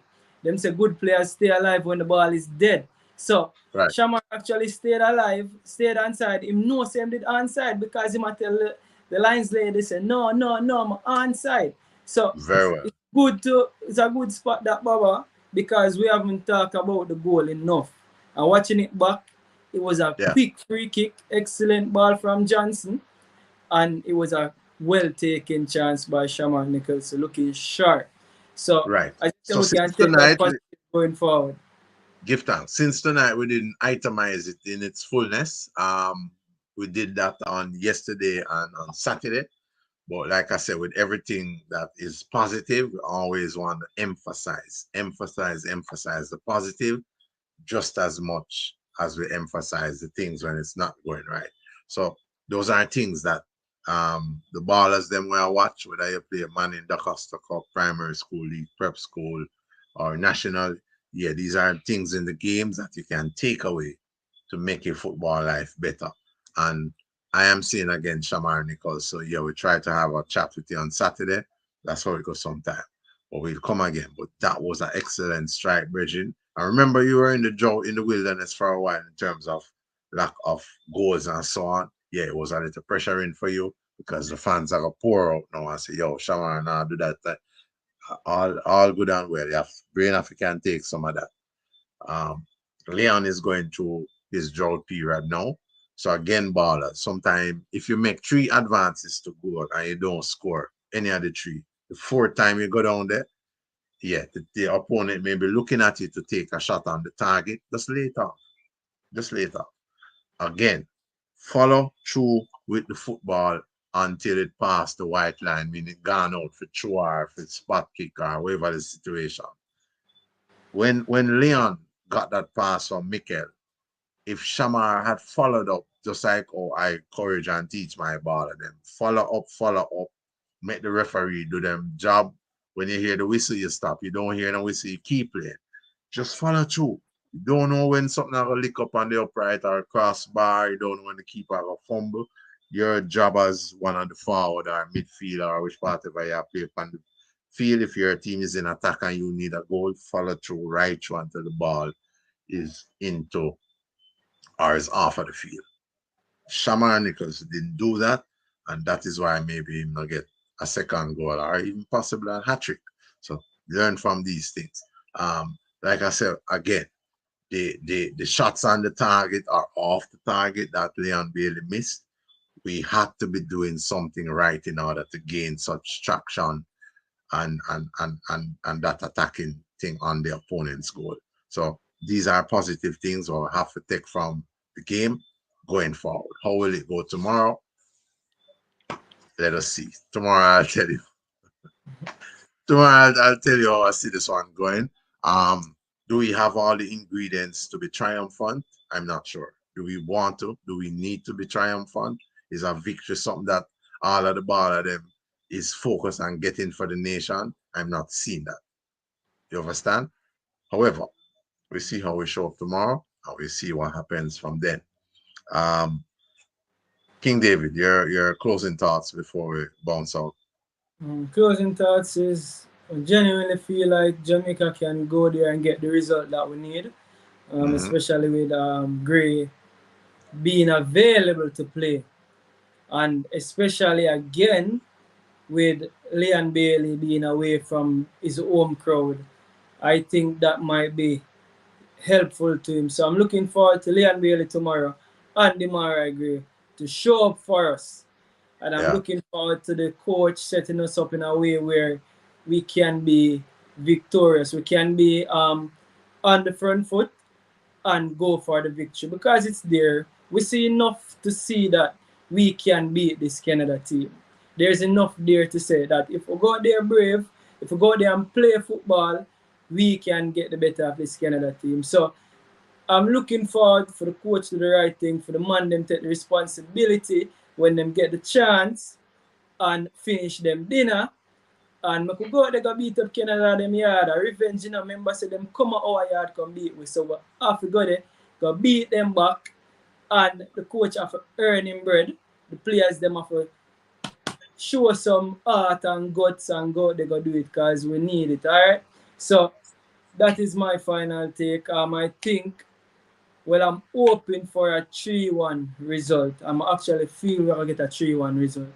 The 3-1 will take the game into the 3-1 will make us go through because we'll have 3 away goals. Right. There are 2, so I think we'll win 3-1. And I'll be there. I'll join the live watch along tomorrow. And yeah, man, it's a good little reason. We get Wally beaten tonight, Baba, but I saw it go. Yeah, I mean that's part of the thing, you know, the comment people them, the stance people them there. That's cool. You know, them express how them see it, and we welcome that because it's 3 million away out there. We all can't think and do things the same way. So that's pretty much how I view it. You're done with that now, King David? Yeah, man, that is it. All right, over to you, Coach Da Costa. Your closing thoughts. Yeah, I believe the Jamaicans can do it. Jamaica can do it tomorrow. But is the defense going to organize themselves? Yeah. All of what's given up has been sloppy defensive play. The lack of organization, the lack of communication, anything you want to say. The lack of winning aerial duels. King David, Baba the Great, Sir Baba the Great. I want them to go back and watch that goal where the first goal that scored when the goalkeeper went long. I want you to watch the defensive line of Jamaica. Watch it as a coach and tell me, is that acceptable? You mean that Saturday's first goal, Canada's first goal on Saturday? Yeah, well, you know, when Ethan Pinnock and Greg Lee made a dog's dinner out of that play. No, well, you know, I don't even have to go back. I just know that is atrocious. I want you to watch the defensive line of Jamaica. Yeah. This is the way it looks uncoached. You understand when a team looks uncoached. When I used to love to go up against teams that are poorly coached because the holes were there. And when you come up against a team that's tight and buttoned up and them like gear nothing, you have to earn that. That's when we had to work really hard to get a result and things like that. When a slack team come in, it's fun time, man. Go get some goals, man. Get them a 6. All right. But I want you to watch it again. Go on YouTube and watch it. Just even if you have that capability right now to watch, and then just freeze it right before the ball starts to drop down. I want right before the ball. See the defensive line of Jamaica, how they were not holding 18, how they not. And remember the rule: if you hold 18, the ball goes over the defensive line's head. Keeper is the most likely person to get it. If it drops in front of them, they can come out heading out, bucking the ball. Not what went on right there. And things like that. So that right there is something that's done on the training pitch, and that's how you tighten a team up. So if Jamaica tightens that defense up, they'll have the opportunity to win this match. If the defense is still loose and slack, they'll lose 2-0. So that's why I said 3-1 or 2-0. But you know, all right. That's how I see going tomorrow. Excellent. Good. So, all in all, supporters, fans, great people across all planets, people in Canada, go out and full jar the game tomorrow. Support our team, those who are going to support Jamaica, those who are going to support Canada. You know, full jar the match, full jar have a good drive, have a good time. and join us after the match for the post game comments and view and all of these things. Yeah, and that's why I couldn't know Dutchy. Something special just might have cook up in a Dutchy. So let me see. Coach Al Grimson, you have it all to do tomorrow, sir. You and your coaching staff, Maran Gordon, and the rest of you people up there. You have it all to do. Can you overcome this deficit and be triumphant in tomorrow's game? Babatunde is telling you something that you already know. Yes, you can. As to whether you need to and you have the requisite resource to get that objective done, it's all on to you. So, go at it. And the Honorable Marcus Garvey did say, confidence in self is something vital, something important. Said with, well, the same thing you all call confidence, Rastafari call that confidence. And Marcus Garvey did tell us that, yeah, if you don't have confidence in self or don't have confidence in self, you are twice defeated in the race of life. But with confidence, you have won even before you have started. Give thanks to all the sisters who joined us in the comment section. Give thanks to Empress who sent in her perspective of the game on Saturday and the overall team of this nation. Give thanks. We have more of that as we go forward. We always like to tell you to stay safe, walk good, and tell them other one how they. We always like to tell the males them to stay out of trouble, live right, live upful, and look out for each other. The whole way are people. Just the good people in life, just the good people in earth, those who now do nothing negative for hurt each other. Them people that will govern for. So forward we do tomorrow when we do it all over again. We like to say earth turn, sunshine time. Forward we do it. And we'll join up tomorrow and have a nice vibe and a good time. Give thanks to CR. Give thanks to Kamika Fagan. Give thanks to MK, all of the good people that are in St. Thomas. Yeah, we know that and sending little greetings every now and then. We don't always get to go through it, but maximum respect to all. Reggae girls, honor, or reggae princesses, as I must say, honor to all of the ball of them. Khadija Bonishaw, excellent leadership skills, and we know that you're doing well for your team, Manchester City. Trudy and the rest of you, maximum respect. Sidela Mali and the whole I know, hopeful in life, hopeful in earth. Good night. Not more. Good night. Good night. Bless Good. you. All right, coach. I eat that. Maros. Good night. Yes, King David. Yes, I. Yes, I. Yes, I. Out and out. CEO. All right. The CEO look like him. Then him now stop the stream. Jersey. Jersey boy. Star boy, Jersey boy. Jersey boy gone too. So we had on left. Jersey. Oh, no. All right. So left it there so for now then. Commentators, comment section people, give thanks. Up and up.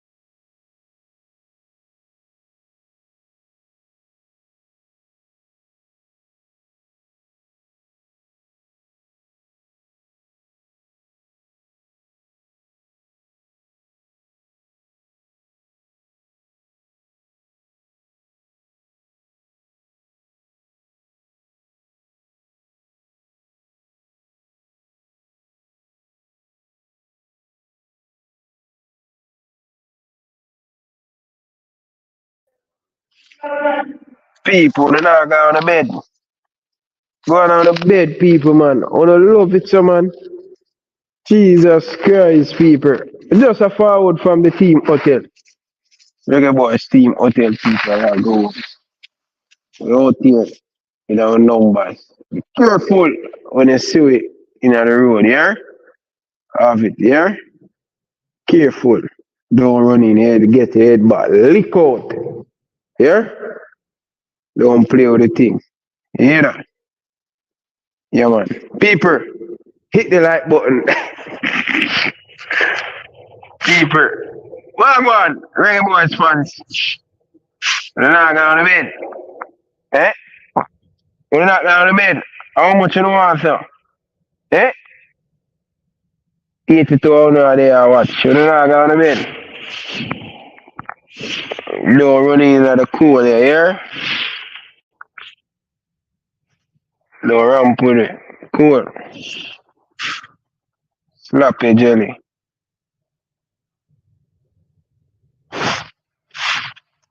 Don't run in here. Get your jelly bust in the night. Yeah? Run up now. Run up now. You see what me tell you? Run up now. Run up. Get your jelly bust in the Monday evening. Anyway, big up on yourself. You're out.